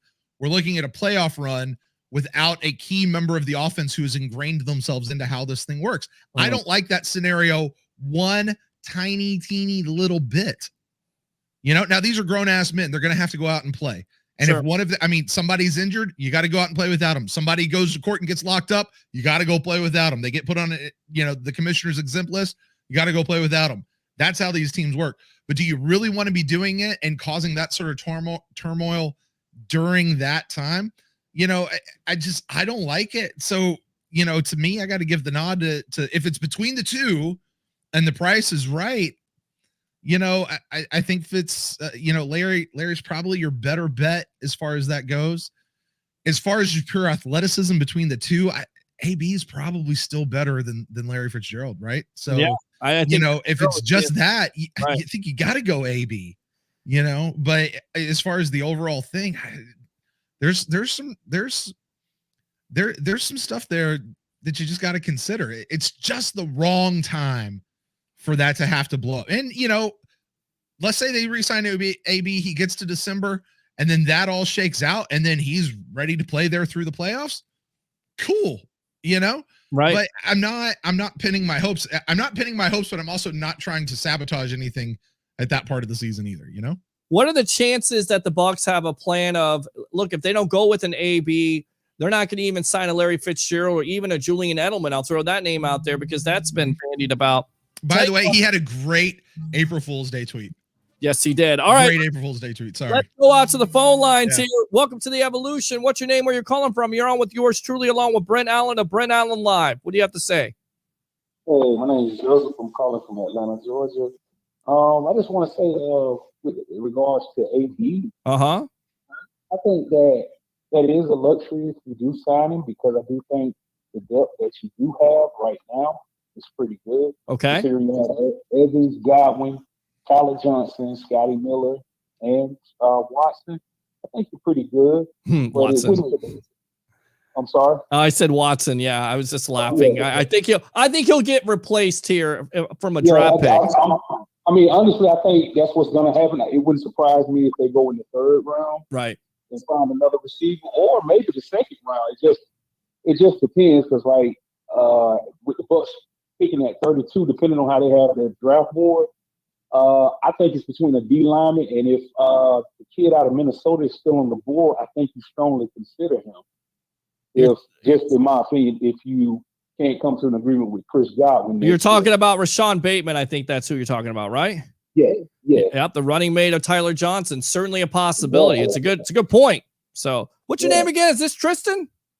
No, this is Joseph. I'm calling out of Atlanta. Oh, Joseph. Oh, man. Thanks a lot for calling in. Appreciate it. Yeah, that's a good point. I mean, definitely he would look, wide receiver. They could definitely go in that direction if they don't re-sign an Antonio Brown, if there's value on the board. I mean, we saw that last year with the Johnson going in the 5th round. And look, all projections here, Joseph, showed him to be a 2nd or 3rd round pick. So to me, he wasn't a 5th round selection. And you saw that. You saw flashes of brilliance with him. So, you know, maybe the Bucs anticipate him taking over that 3rd spot. Who knows?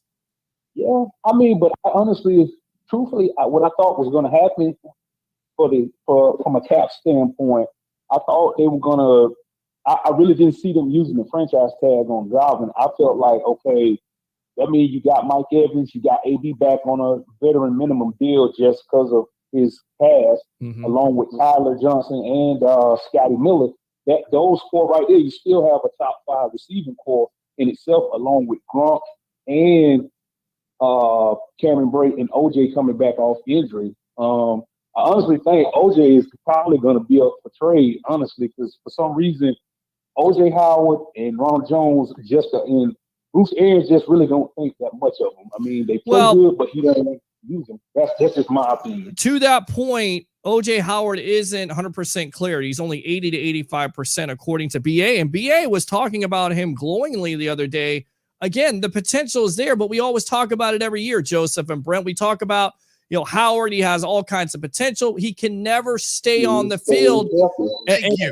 And then, yeah, and that's the reason why you're not going to get rid of a Cameron Brate, because Cameron Brate can stay healthy, and he's the most dependable tight end you have besides a Gronk.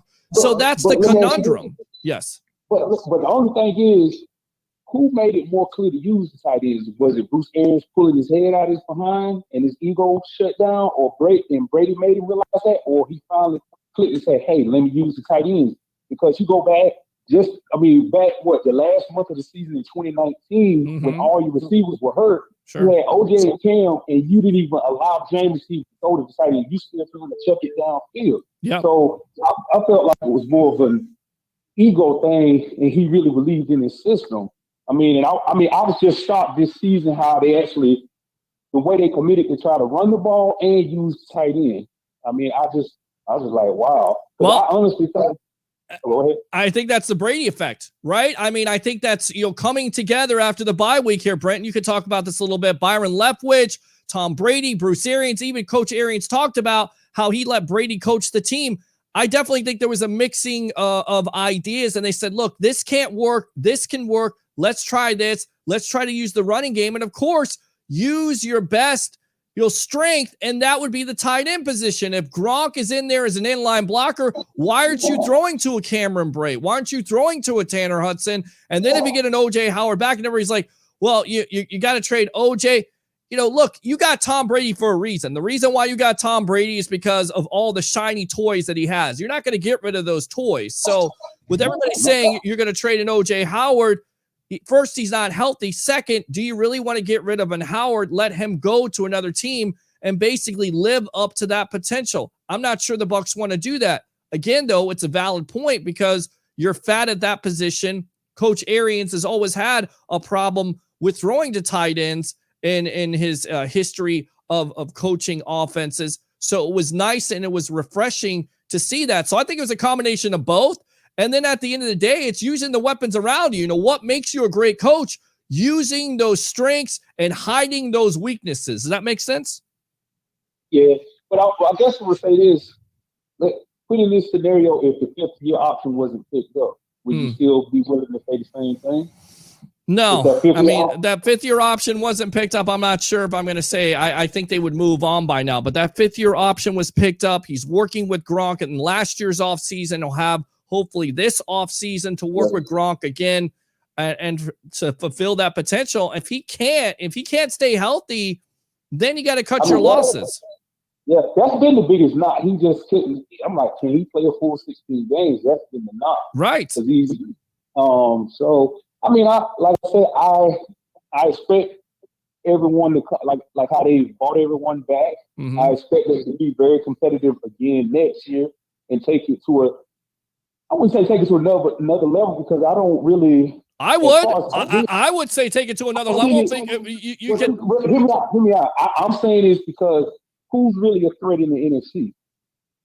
Well, I think you're exactly right on that, but take it to another level can mean a multitude of things. Leo Word, you can have a better offense. You can have better running, better understanding of that offense, improve those statistics. Who's to say that Tom Brady won't have better numbers because he's more comfortable in this offense? Who's to say that Ronald Jones won't get over 1,000 yards? So to me, I agree with you there, but this is the catch though. We were not running the no risk it, no biscuit, just chuck it downfield is a more efficient offense. Sure. So I think I feel like that's why I said your offense is still going to be as good as it was this year. It's just efficient. I think it'll be more efficient. It's just I don't know about the explosion. We're still going to be consistent. I think it's just going to come down to consistently calling better plays throughout the year from the start.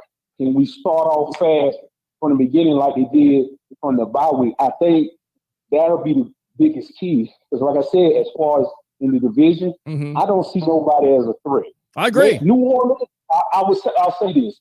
New Orleans can be a threat, but I don't see it. They can, but I don't. How is New Orleans going to be a threat? That's not the same team at all. They've lost half their roster and their quarterback. I think I'm gonna say this: on any given Sunday, a team can be beat. Well, I definitely agree with you on that. But you look at the division as a whole. You have the Saints. You have quarterback questions. They've had plenty of losses. You have Carolina, who's got a new quarterback now. There's big time questions with that defense, and you have the Falcons, who have a new coach also, and a quarterback that to me is descending. He's not ascending; he's descending, and they still have their defensive problems. So, I say as far as up in Atlanta. It's like, to me, what I've seen, the city is split in half. Half want to keep Matt Ryan and say, "Oh, let's just put these weapons around him and let's see what he do." The other half just wants to go on. I agree. And the funny thing is, like I said, I've lived up here for nearly 12 years now, and you still have some people calling. They still miss Michael Vick. I'm like, dude, it's been over almost two decade and a half. Like, come on. But it's just Matt Ryan is. I'm gonna say this: he was in Derek Cutter's offense. That was just predicated in predictable offense. They pushed the ball down the seam, which teams knew, which was predictable. Once teams caught on to that, he went down the drain. He got on the Kyle Shanahan Second year he took off, and that's been the demise of Atlanta since, because they've been so infatuated with his offense that they can't replicate it. They've tried it so much, and now with the new coach coming in, they in a total rebuild mode. So, you got. They try to say Julio, but I'm like, Julio can't even play a full 16 games, even when he's healthy. Nope. And if the Falcons were smart, and if they wanted to truly rebuild, they would have traded him in the offseason and went with Ridley at the number 1. They would have did it 2 years ago. You would have did it before you gave him that extension. Sure. Because that was the time to trade him, because you would have got multiple first form before you hit 30. Yeah. You would have got what you wanted. But I think, truthfully, I would have made Matt Ryan play another year before I gave him that extension. He was worthy of it, but not that much money. I'm just shocked. Like, I understand Brady takes less money and everything, but it's just amazing that he hasn't gotten paid like that before. Well, that's Joseph. He doesn't. Different. That's the difference between quarterbacks that are taking less money or not getting as much money, because he's still getting money, but he's not getting as much money maybe as a Russell Wilson or as a Dak Prescott or as an Aaron Rodgers. Yeah, hold on. But don't discount what else Tom Brady has going on. Tom Brady is a super smart guy when he comes to all of this. Oh, yeah. First of all, Tom Brady has the whole TB12 brand. Tom Brady also has every single endorsement that he gets. Do you know who gets endorsements? Winning players. Tom Brady goes out and wins. He gets endorsements. He gets money. And I dare say he gets more money from the endorsements than he would from the NFL as a player. Also, he has a wife who makes more money than he does. Tom Brady's fine. He wants to win. Pay me $25 million, spend 15 somewhere else. It's cool. He's okay. He understands that. Go ahead, Joseph. No. Only thing I'm saying is what I feel like is Belichick went to him in his time in New England and said, hey, look, we can pay you this money, but if I pay that money, I'm not going to be able to have this supporting cast around you. Because, like I said, everywhere Brady's went, he's always had a top 5 defense. Yeah. And like I said, I think that's what goes kind of under the radar a lot with him, especially like those first 3 Super Bowls. I'm not taking anything away from it, but I really feel like if you hit on the draft this year with Tampa, that defense will be set for the next 3 years if you hit on the draft this year. Agree. Like if you get the replacement for Sue this year, which I thought you get the replacement for Sue and get another inside linebacker ready to go when Levante's contract is up. They're outside linebacker too. Yeah, you could go various areas. You could go defensive tackle because Sue's getting up there with age, even though he re-signed. Vea's injury history, so you get some depth there, even though you re-signed a Nacho. You could go outside there with JPP getting up there in age, coming off of surgery. He even talked about it playing at 60 or 70%. You could definitely go with another linebacker if you wanted to, but David's pretty good there. Possibly a corner because you lose a Ryan Davis. But at this point, Joseph, isn't it nice to say that there's really no big-time needs for this Tampa Bay Buccaneer team? That is so. I was thinking about that because how many years, what I call it the lost decade, we were talking about the draft every year. This year, I'm not like, I'm concerned about the draft, but I'm just like you just said, what is there really a big need to address besides depth? The only thing I would like to do is hit on all your picks so it'll hit in the future. Like you hit you hit on the first 3 picks of this draft. Yeah. Just the first 3, those are impact players like in a year or 2. Yeah, but I agree. You need that depth and you need those guys to definitely develop. Good stuff, Joseph. First time caller here on the Sports Web. Definitely don't be a stranger, my friend. All right. Oh, definitely. And I want to give a shout out to Tom Brady to be executive of the year, not Jason Light. Before I go. That was Tom Brady, not Jason Light. Well, whoa. No. See, I gave you the good caller thing. No. Wait a minute now. Jason Light's the one who went after Tom Brady. He's also the one that closed the deal on. Hold on. Wait a minute. He's the guy that closed on Bruce Arians. If you don't have Bruce Arians, you don't have Tom Brady. I'll say this. Tom Brady, this is the way I look at it. Tom Brady looked at all those teams that supposedly out there, Chicago, New Orleans, and Los Angeles. he looked at Tampa, saw, wait a minute, they got weapons. Because that was the whole reason he left. And that was going to be an easy pull to get him in. But he's responsible for AD, Gronk, Okay. back, But Joseph, Yeah. to that point, the reason why that team is set up the way it is so Tom Brady can choose it is because him and his resume. I can't say Lynch. Jason Light. Come on, man. I can't. I mean, let me say it like this. I'm not knocking Lynch because he did do his job this year. Right. I'm not knocking him, but you can't tell me you can't tell me Brady wasn't right there next to him, like, hey man, let's do this. Like well, of Brady course he was. He's the greatest of all time. But I mean, come on. Jason Light makes the trade for JPP for a 3rd round pick. That is major. Shaq Barrett on a 1-year deal. That's major. Drafting of an Antoine Winfield. You know Shaq Barrett was going to do that thing. You didn't know Shaq was going to do that. He still made the move. I mean, look, he gets credit for it. I mean, nobody else made it. But we didn't know that Shaq was going to be able to do that, though. But Jason Light gets credit for it because he did. Yeah, right? I'll give him that. Okay, then. I'll give him that. Okay. I'll give him that. All right. I'm just saying, Brady had more to do with what we think. That's all I'm saying. All right, Joseph. I'll go ahead and give you a fire the cannons on that. I definitely don't think you're wrong with Tom Brady had something to do with it. By the way, that's the reason why you get him in the first place. But Jason Light and this whole organization from top to bottom, from ownership, has done a splendid job to keep this team definitely in contention and going for 2. Joseph, thanks a lot for the call. Appreciate you. Don't be Peter, let me ask you a question.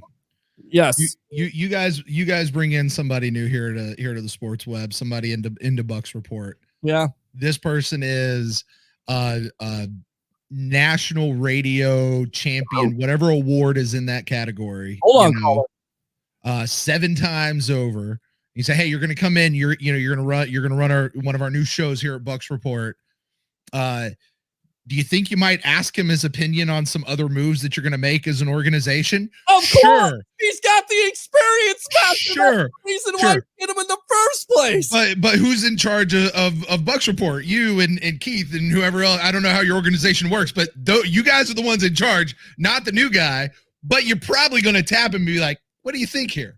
Right. It's probably going to happen. I mean, you get Tom Brady. He's got all this experience, and you're not going to ask him, hey, Tom, what do you like? What kind of plays you like? Right. No, we're going to run our system like Lovie Smith did with getting rid of a Darrelle Revis, which still puts, gray and white hair on my head. You want to know why my beard is white and gray? Because of Lovie Smith and that whole thinking. We can't play Darrelle Revis in this system because he doesn't work the system. Then change the friggin' system. Come on, give me a break. Cut me a break. Let me go out to the phone lines here. What's your name? Where you calling from? You're on with yours truly, along with Brent Allen of Brent Allen Live here on the Sports Web, brought to you by Advanced Auto Parts.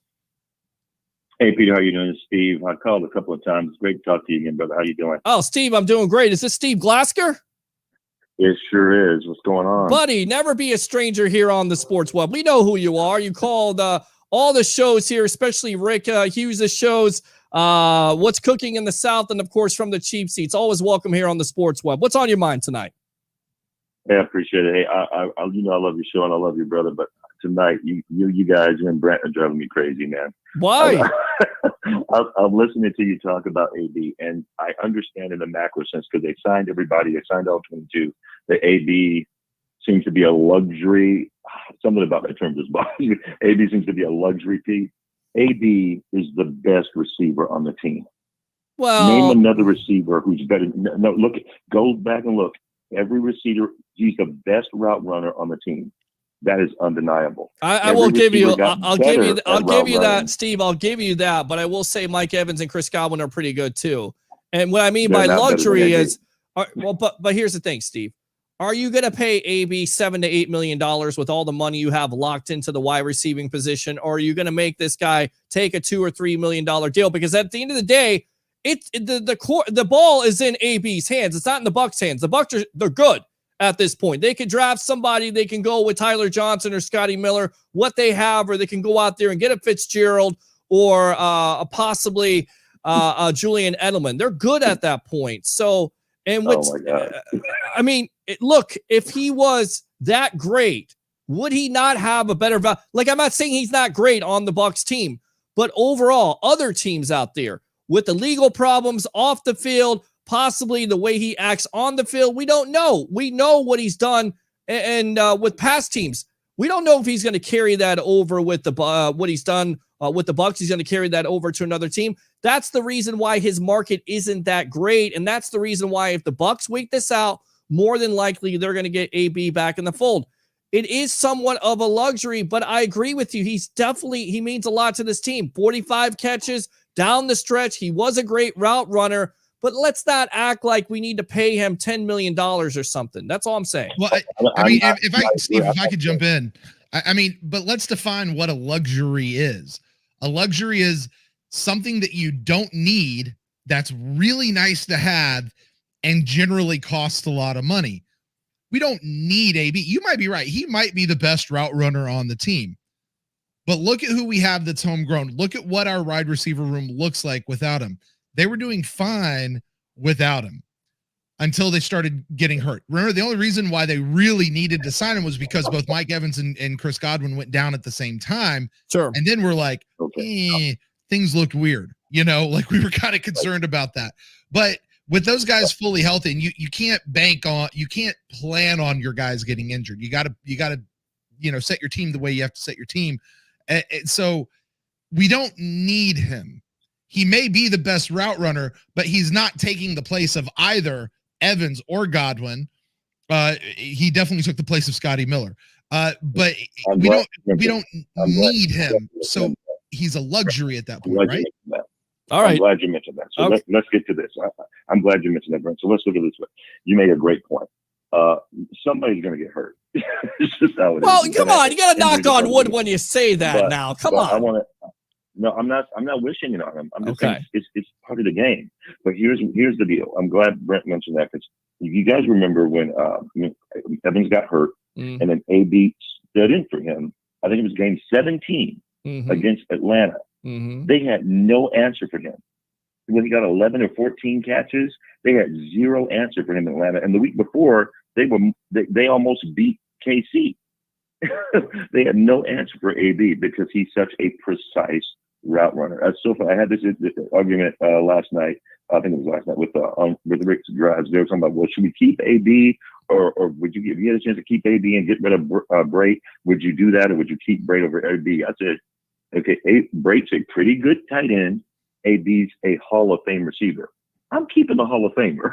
Well, I agree. I agree with you to a certain degree. The problem is with everybody wanting to get rid of Brait, this is where it comes down to. OJ Howard hasn't been able to stay healthy. We know that Gronk, he played a full.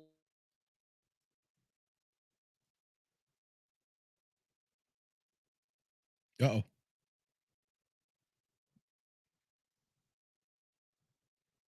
Season, but OJ, we're good for that very reason. Yeah, I mean, I would prefer to keep the Brait over for sure. Yeah, I mean, I love Antonio Brown, his ability on the field, but the problem is what he can. What's his value off the field? He did a great job with the Bucs. He was a model citizen, and I think that's the reason why there's a lot of teams that are shying away from him, and that's going to work into the Bucs' favor. And also, this draft coming up, you look at these young wide receivers. If you're a team out there, I get it. Brown is a Hall of Fame wide receiver, more than likely. He is. And he's playing at a pretty good level. Not AB like he was maybe 5 years ago, but still playing at a high level when he could stay healthy and know the offense.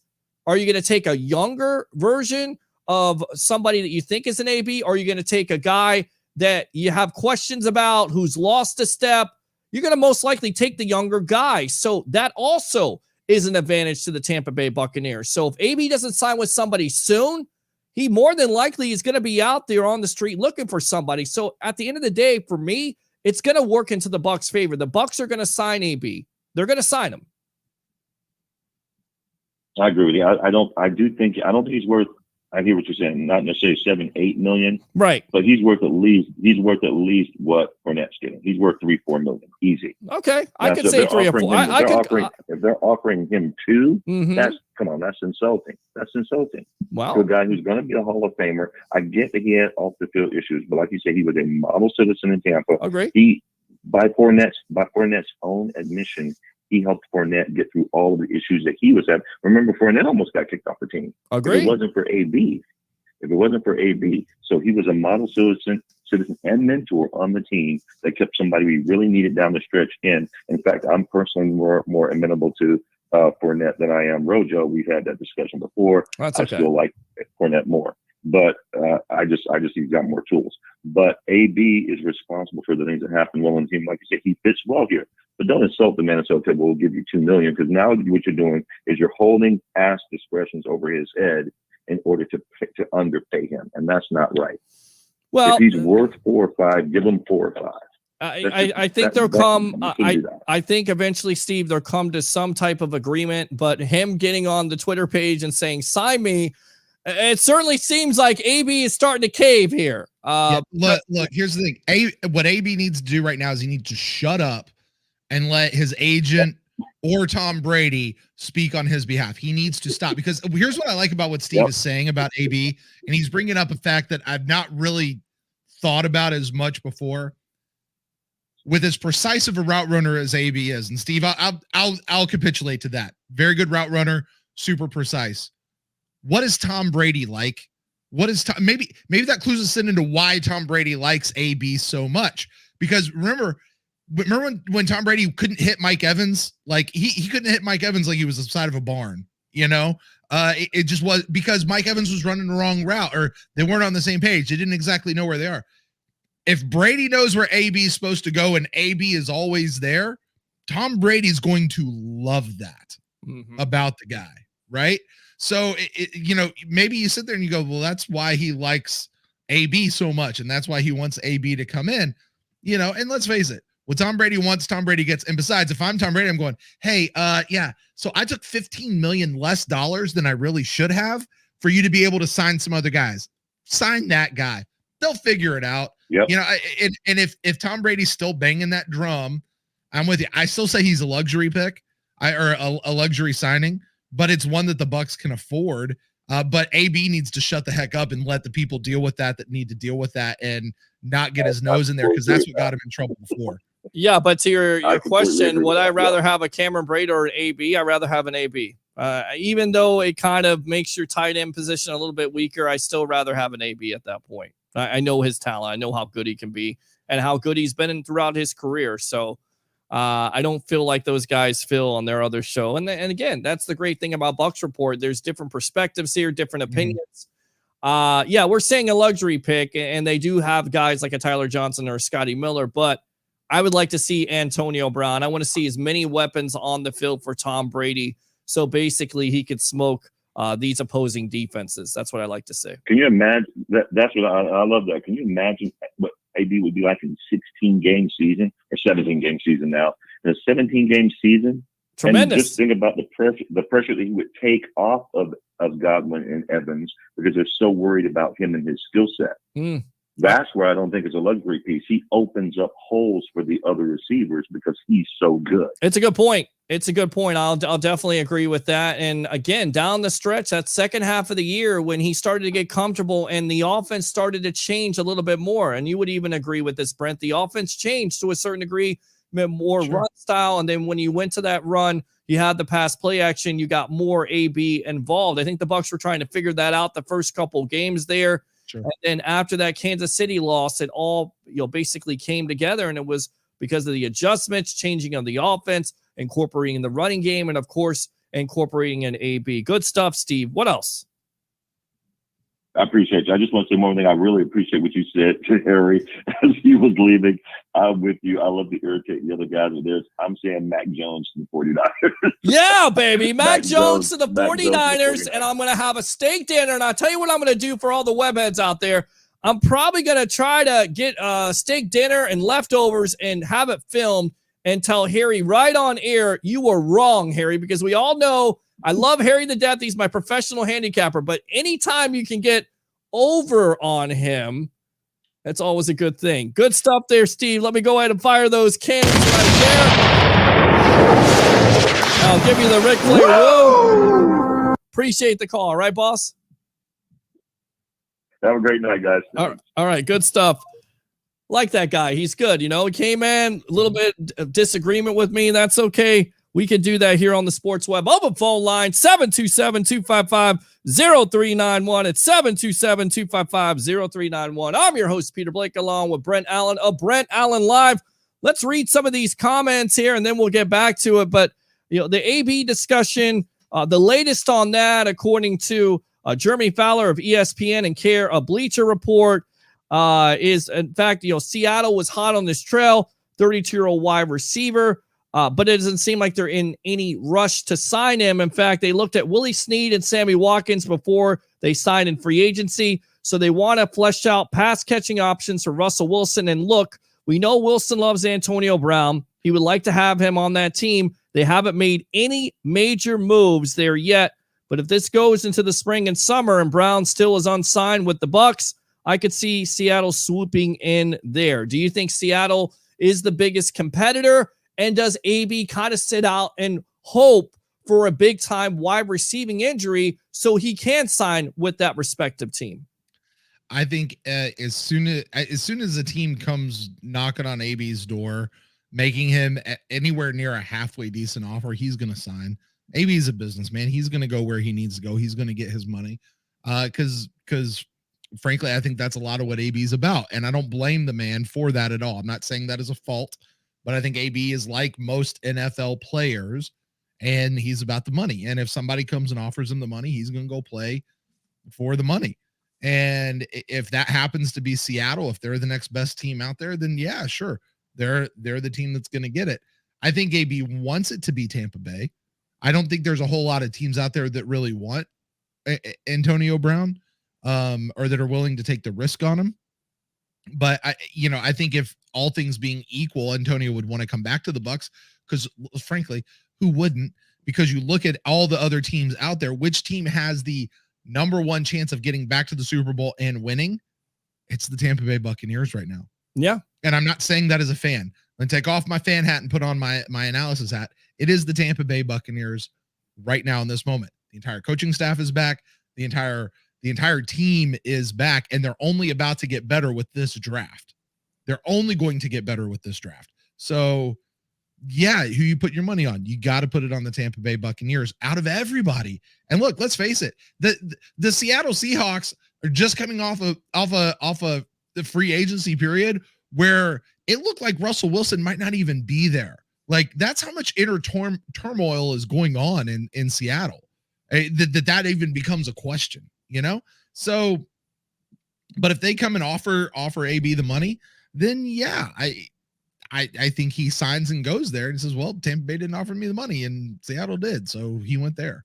I think it's as simple as that for AB. And I think you're exactly right. And what you saw with all these players re-signing, like a Leonard Fournette, even a Donovan Smith redoing his deal, the one thing that came out, Shaq Barrett, I want to be with this organization. This organization wants me. This is the best situation right now. That's what I was kind of saying to everybody. Everybody's like, well, they're going to get more money somewhere else. Yeah, Shaq Barrett may get more money from the Jacksonville Jaguars, but they're a dumpster fire. Who wants to go there? You want to stay with the team that has the best opportunity. And people saying, well, why did they franchise a Chris Godwin?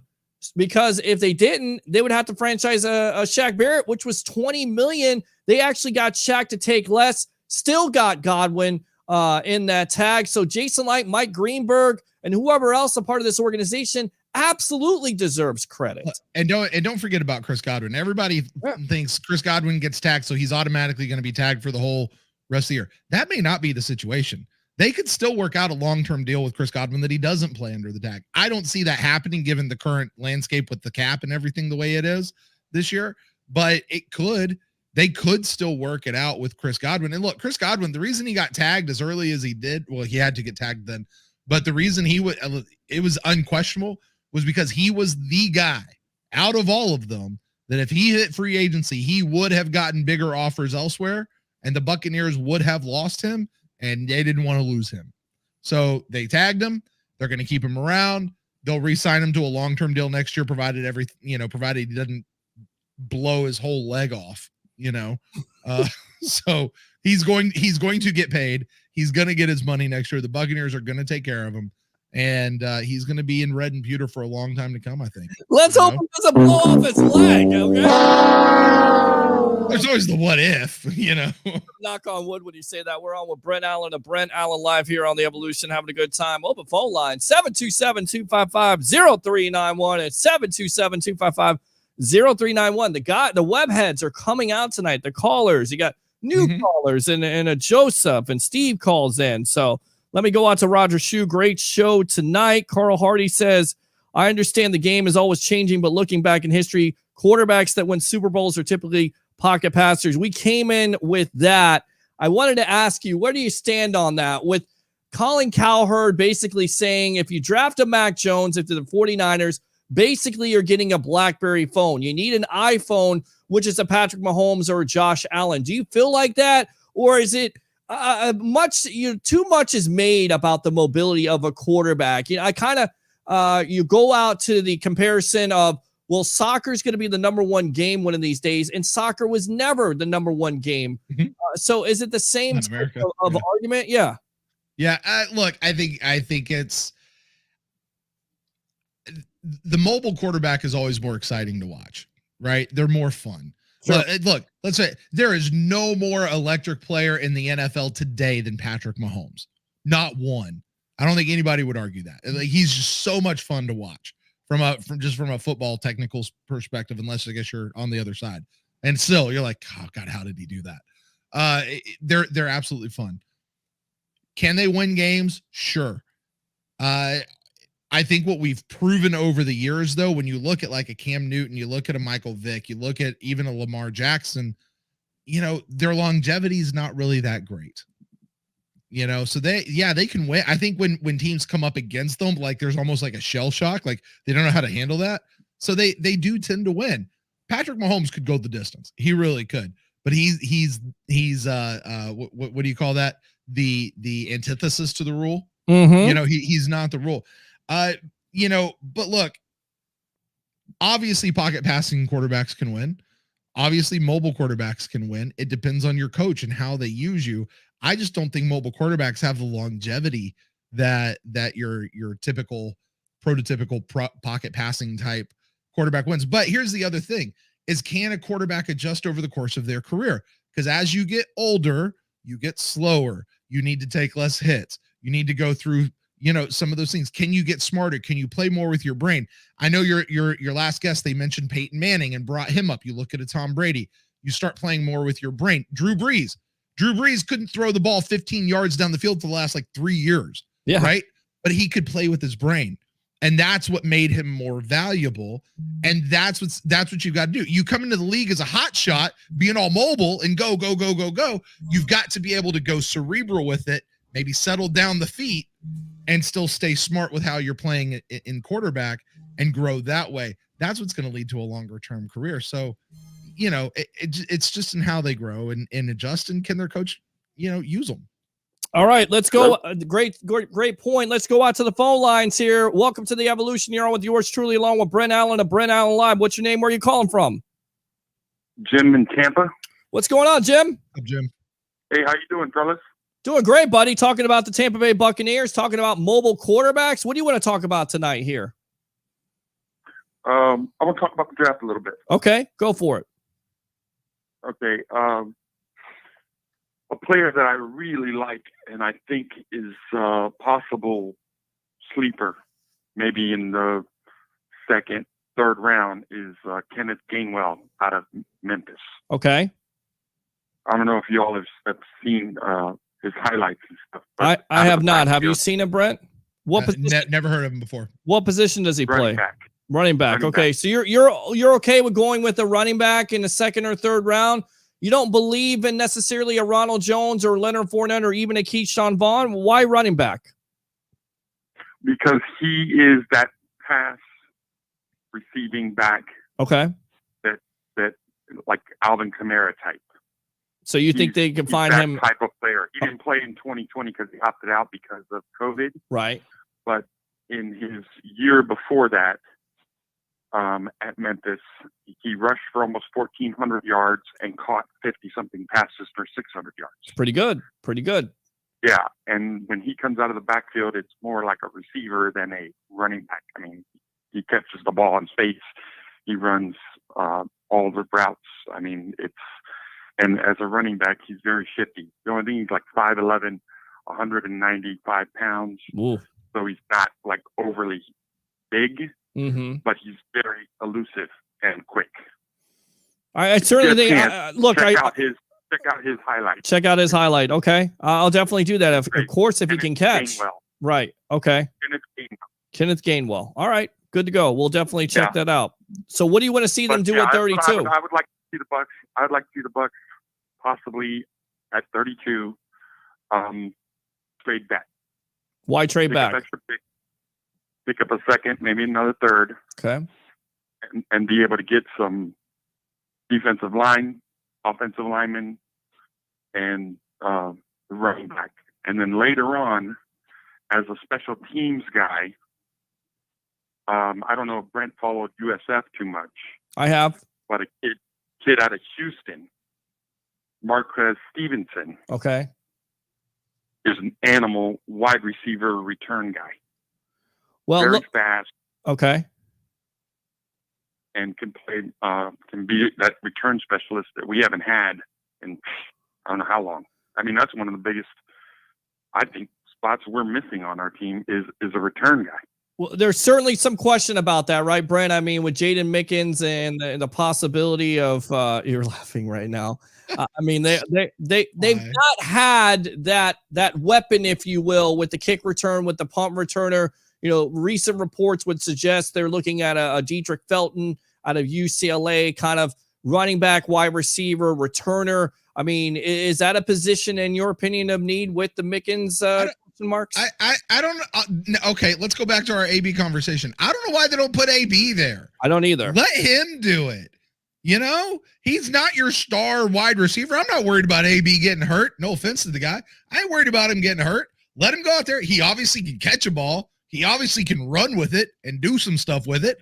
Put AB there. Why is Jaden Mickens eating up a roster spot on my football team? I do not understand. When he got hurt and went out, and then they brought him back, and I went, why? Yeah. Are we that deep and we're that rich and stuff here in Tampa Bay that we've got extra roster spots in a 52, not even that, a 47-man team by the time you take out all the inactives that have to go? Why Jaden Mickens? Why put him in there? I don't understand a roster spot for a guy who basically is just a returner. Yeah, and not put AB back there. Let him do it. Hell, let Keyshawn Vaughn do it. And not a good returner from that simple point. So, look, I could definitely see this, Jim, you know, with them going in the later rounds and possibly picking up a guy that can return kicks and just to challenge Mickens because you're not sure if he's going to be on this team or not. It's a good point. What do you want? Mickens is he's a bottom of the roster. He's a roster turner. You put him on there until you can replace him, until you upgrade him. And if you can find an upgrade for him, great. I'm not saying Mickens is bad, but he's not good. Right, exactly. You know, he's like my grandmama's meatloaf. Like, I'm not going to throw up if I eat it, but I don't really want it for dinner either. You know? Right. I would love to find a guy returner like what New Orleans has. Sure. That guy is ridiculous. Oh, yeah, absolutely. We have one of those. Well, it would be nice. You haven't had one in a long time, and you're exactly right. I think you have one on this roster, and that would be AB. If you're really desperate for somebody that can return at least a punt, maybe not a kick, but a punt, at least that would be in my opinion. And Peter, you know who's always shagging return, balls during training camp? I've seen him for the last 4 or 5 years. Well, not last year with COVID, but I've seen him for the last couple of years. Levante David's always out there shagging balls, trying to get the return job. They'll never give it to him. No, he's not bad. No, they won't do that. No way. But it's still fun to watch Levante David, of all people.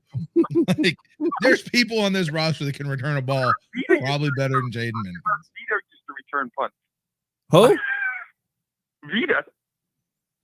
Oh, Vita. Well, yeah. And they used him as a fullback in the jumbo package. Dedication to my buddy out there, Tampa Bay Ray Kennedy. He loves that jumbo package when they beat a Bam. Peter, I got a question for you, and I'm sorry I forget the caller's name, but I'm gonna ask y'all. But all right, look, I gotta get this off my chest. How the heck are you going to put Vita Vea in there and then throw the ball to Joe Haig? Yeah, but right. I don't Vita. I know, but Give it to Vita. You know, that was as dumb. That was as dumb as Pete Carroll having Marshawn Lynch in the Super Bowl on the 2-yard line and throwing up and passing it. It was the same stupid ass play call. Thank No, you. you give it to Vita. Vita comes in the game. Everybody knows where it's going. Stop him from getting it over. I dare you. It ain't happening. Give it to Vita. Let him put it in. Yes. Why Joe Haig? Dunk. I don't understand it. Run Vita Vea, like you said, because there's not a defensive tackle out there that wants to tackle him, let alone a linebacker or a safety. I mean, safety's going to get out of the way. That guy's athletic. He can run. Did you see Vita going up against a safety? Also, Ronald Jones getting stuck at the 1. Well, Why didn't he die? I have no idea. And here's the thing. My nickname for him, I have no idea where the VOV, the victim of volume, didn't dive on that. And I thought he got in, but to me, I'm shocked. I was shocked that he didn't get in. I was shocked. You're exactly right. He should have dived. He's usually pretty good at those short yardage things. I mean, Yep. dive.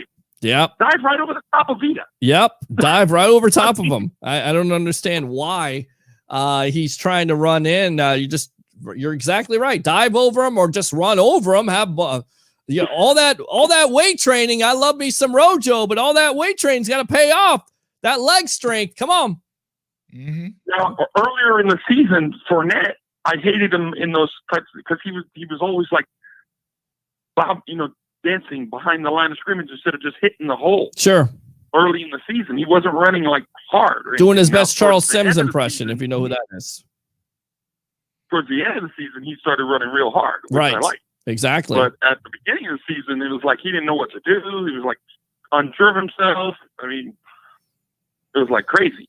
Well, But hopefully he'll come back more like the Super Bowl Lenny than he was at the first half. Then. Well, he's definitely going to be that. He's going to be that running back. He's going to be that bell cow running back because we know there's going to be a competition. Is it going to be Rojo? Is it going to be Leonard Fournette?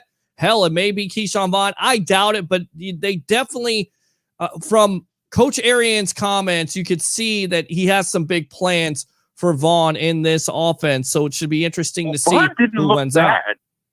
Vaughn just didn't get. He just didn't get the opportunities. He hit the hole pretty good. And he caught the ball pretty yeah, well, and he fumbled. Jim, yeah, that's it right there. Jim, he put the ball on the ground. So you can't have a running back that's going to put the ball on the ground. You just can't do it. So that's the reason why he missed out on reps opportunities. What else, Jim? Same thing happened to Rojo. Rojo's like really good.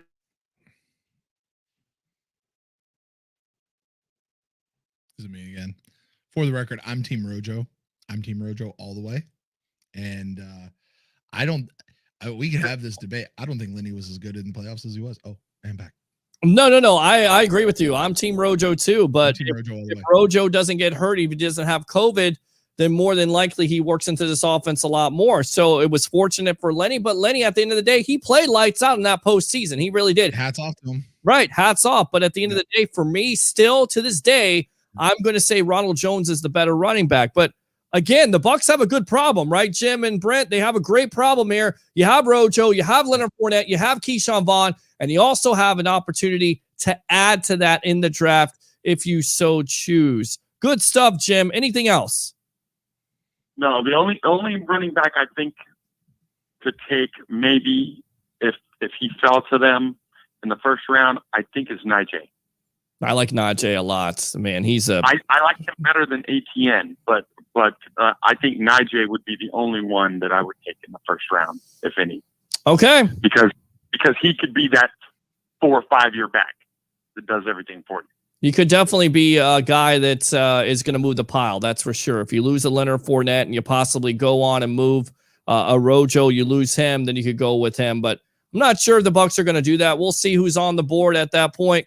We'll get you covered. We got you covered here on Bucs Report. Good stuff, Jim. Keep on calling. First time caller here?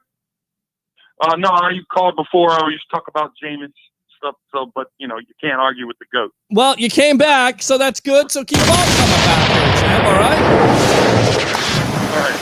All right. Appreciate you. There you go. Lots of calls tonight. I love it. I love the web when they call up. We'll read these comments and I'll get you out of here. Thanks a lot for your time here on the Sports Web, Mr. Brent Allen of Brent Allen Live. Roger Shue says, great show tonight. Thank you. David says, I missed the beginning of the show. Have you heard any news on Davis and what's going to happen? We addressed that. There's no new news. He apologized. It's a moot issue at this juncture. It's still the same game. Troy says, did Harry say Big Ben, a.k.a. Big Sloth? David says, what about Randall Cunningham and Warren Moon? Very successful guys, but did they ever win a Super Bowl? I don't think they did, but they were very successful quarterbacks. Peyton Manning was definitely top 3 pocket passer. Give me a break with Big Ben, shaking my head. Eric says Kyle Trask is a must. A lot of people talking about Kyle Trask possibly being there at 32. There's also talk of the Saints being interested in him earlier. What do you think about Mr. Trask being in a Buccaneer uniform at number 32? Well, a couple of things. One, I'm not a draft guy, so I don't do the homework on all these guys. Okay. From what I've seen of Kyle Trask,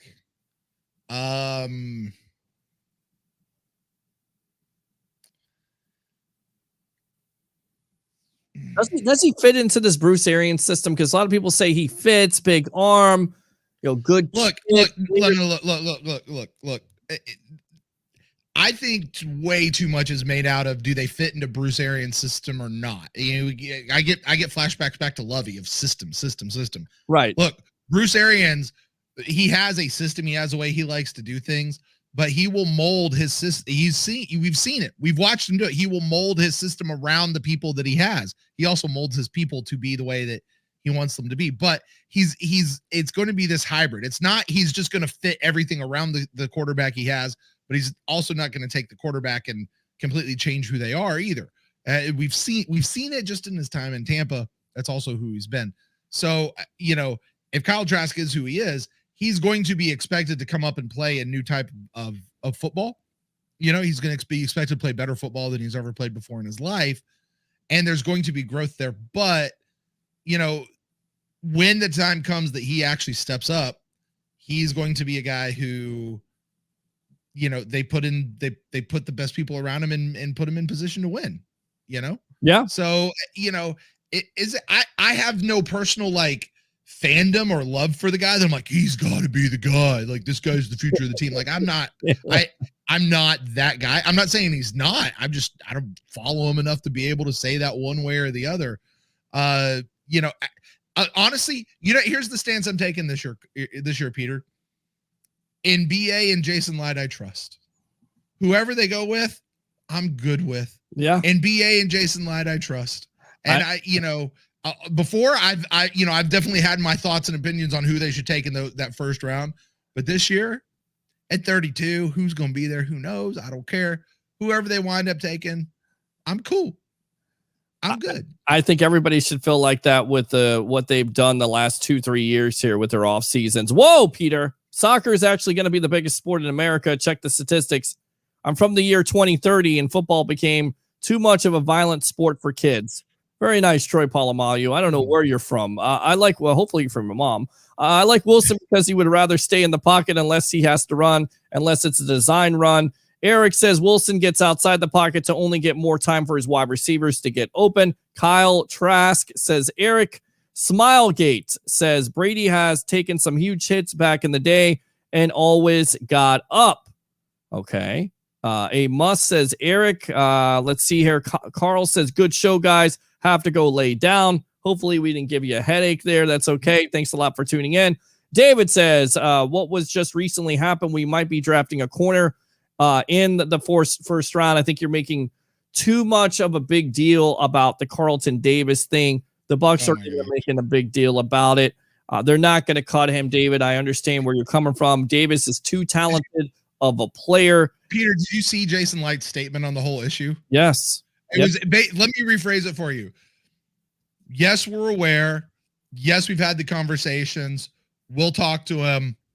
Let's move on. Mm-hmm. That's it.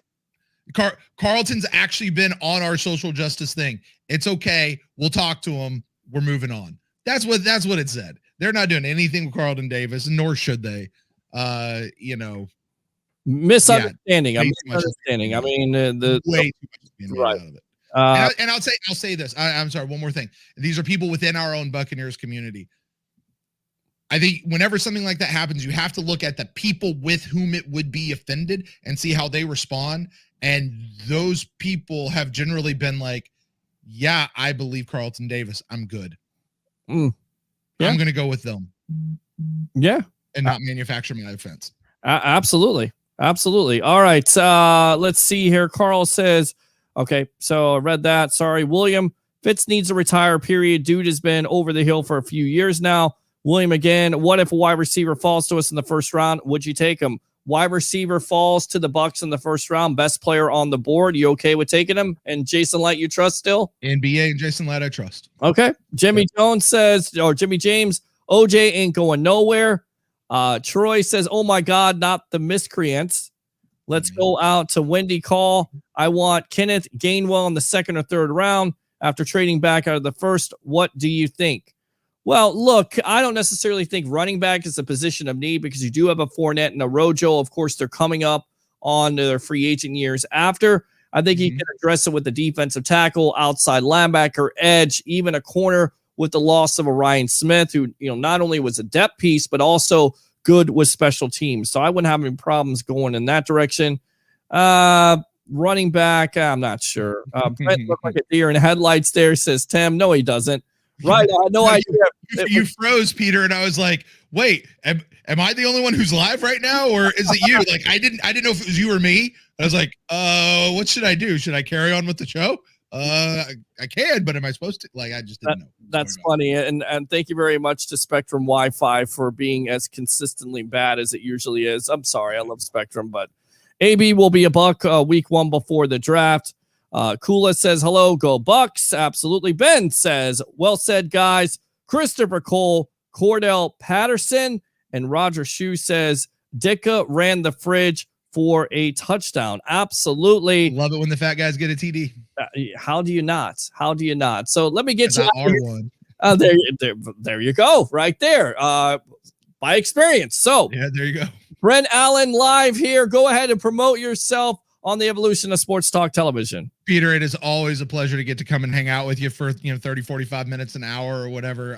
So much fun. Thank you for having me on. I look forward to the next time as well. If you guys want to get in touch with me, you can find me at Brent Allen Live across all the social medias.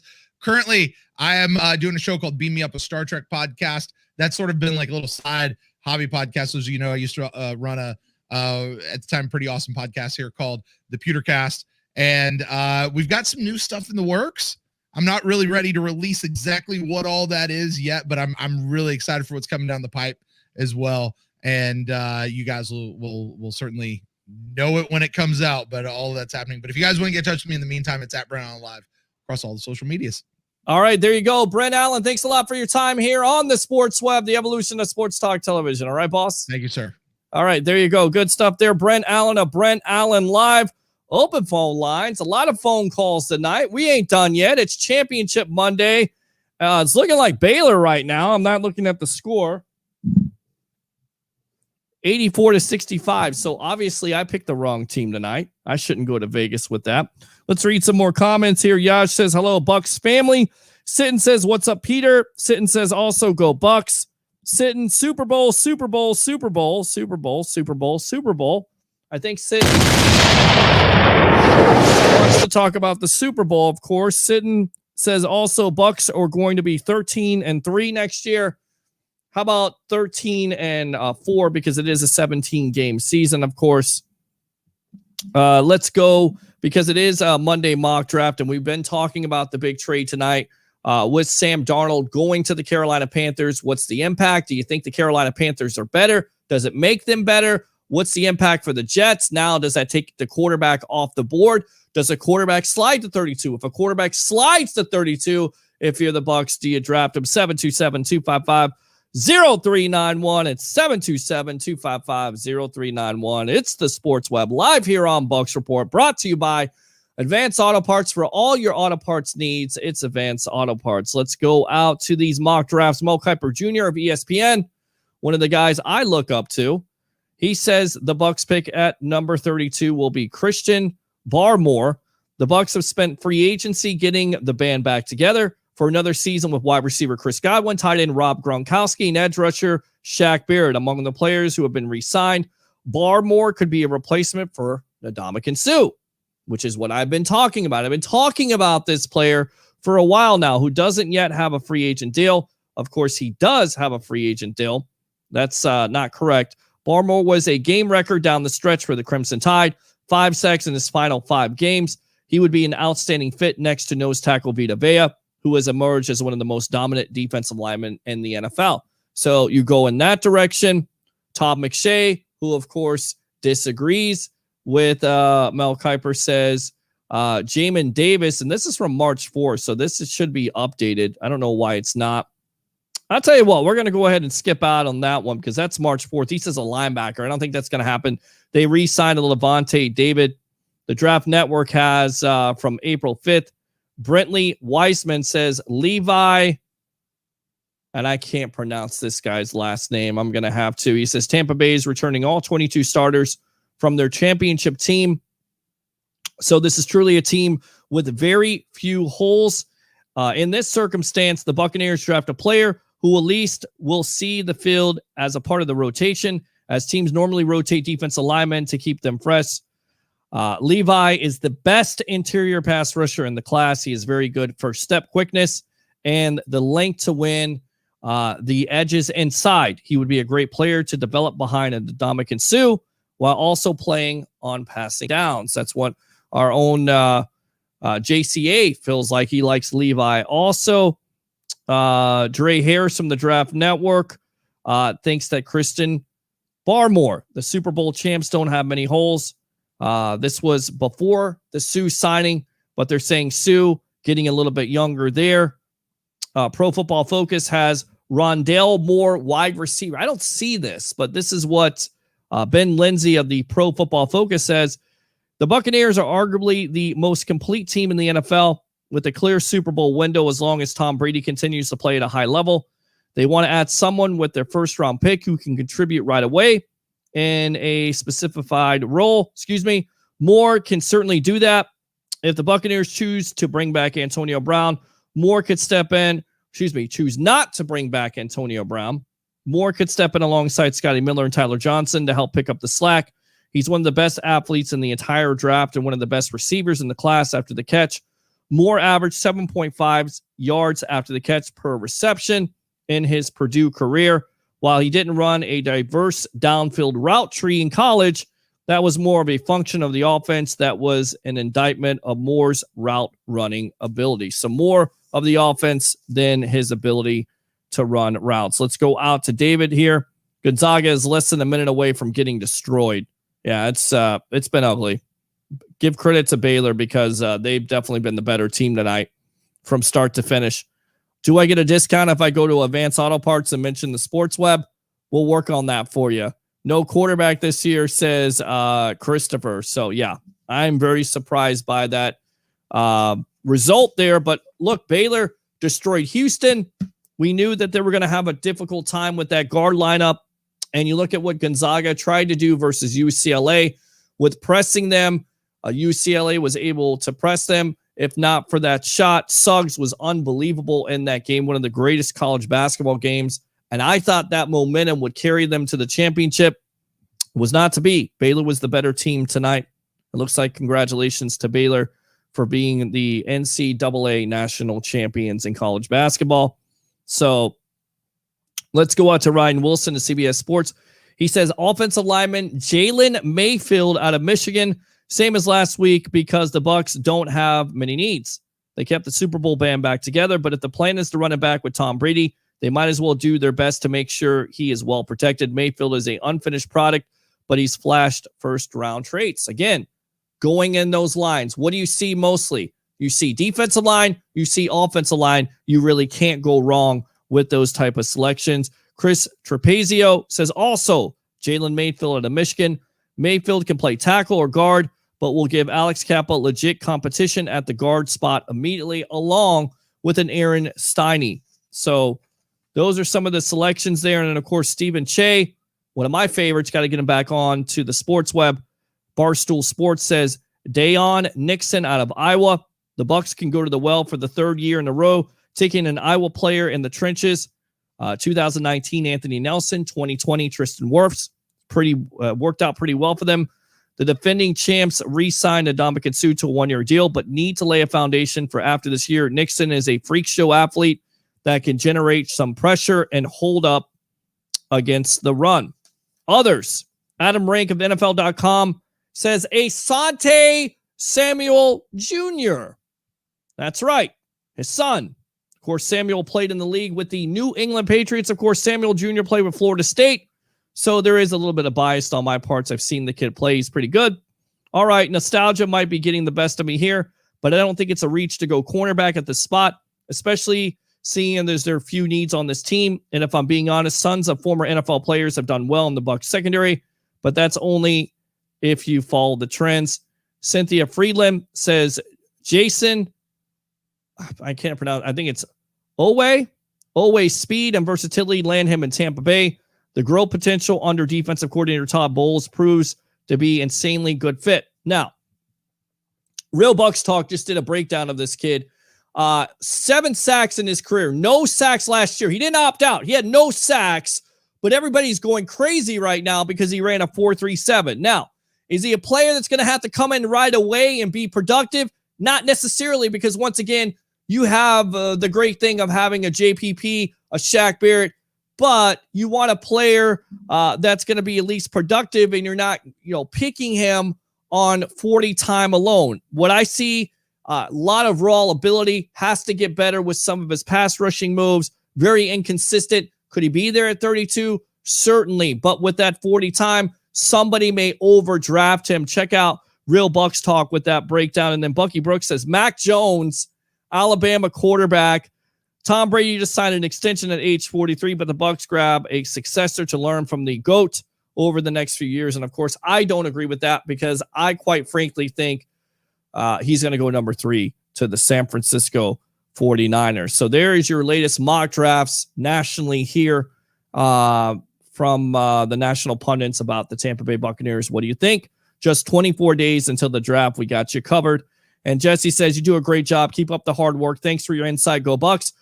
Guys, I do this for you. And I know it sounds corny and cheesy, but if we don't have webheads here, we don't have fans, we don't have the audience participation that we have here on a nightly basis on Bucs Report and on the sports web, I'm not able to do a good enough job. And I love to do this, especially when I have that audience participation. So without further ado, let me go ahead and wrap up this show.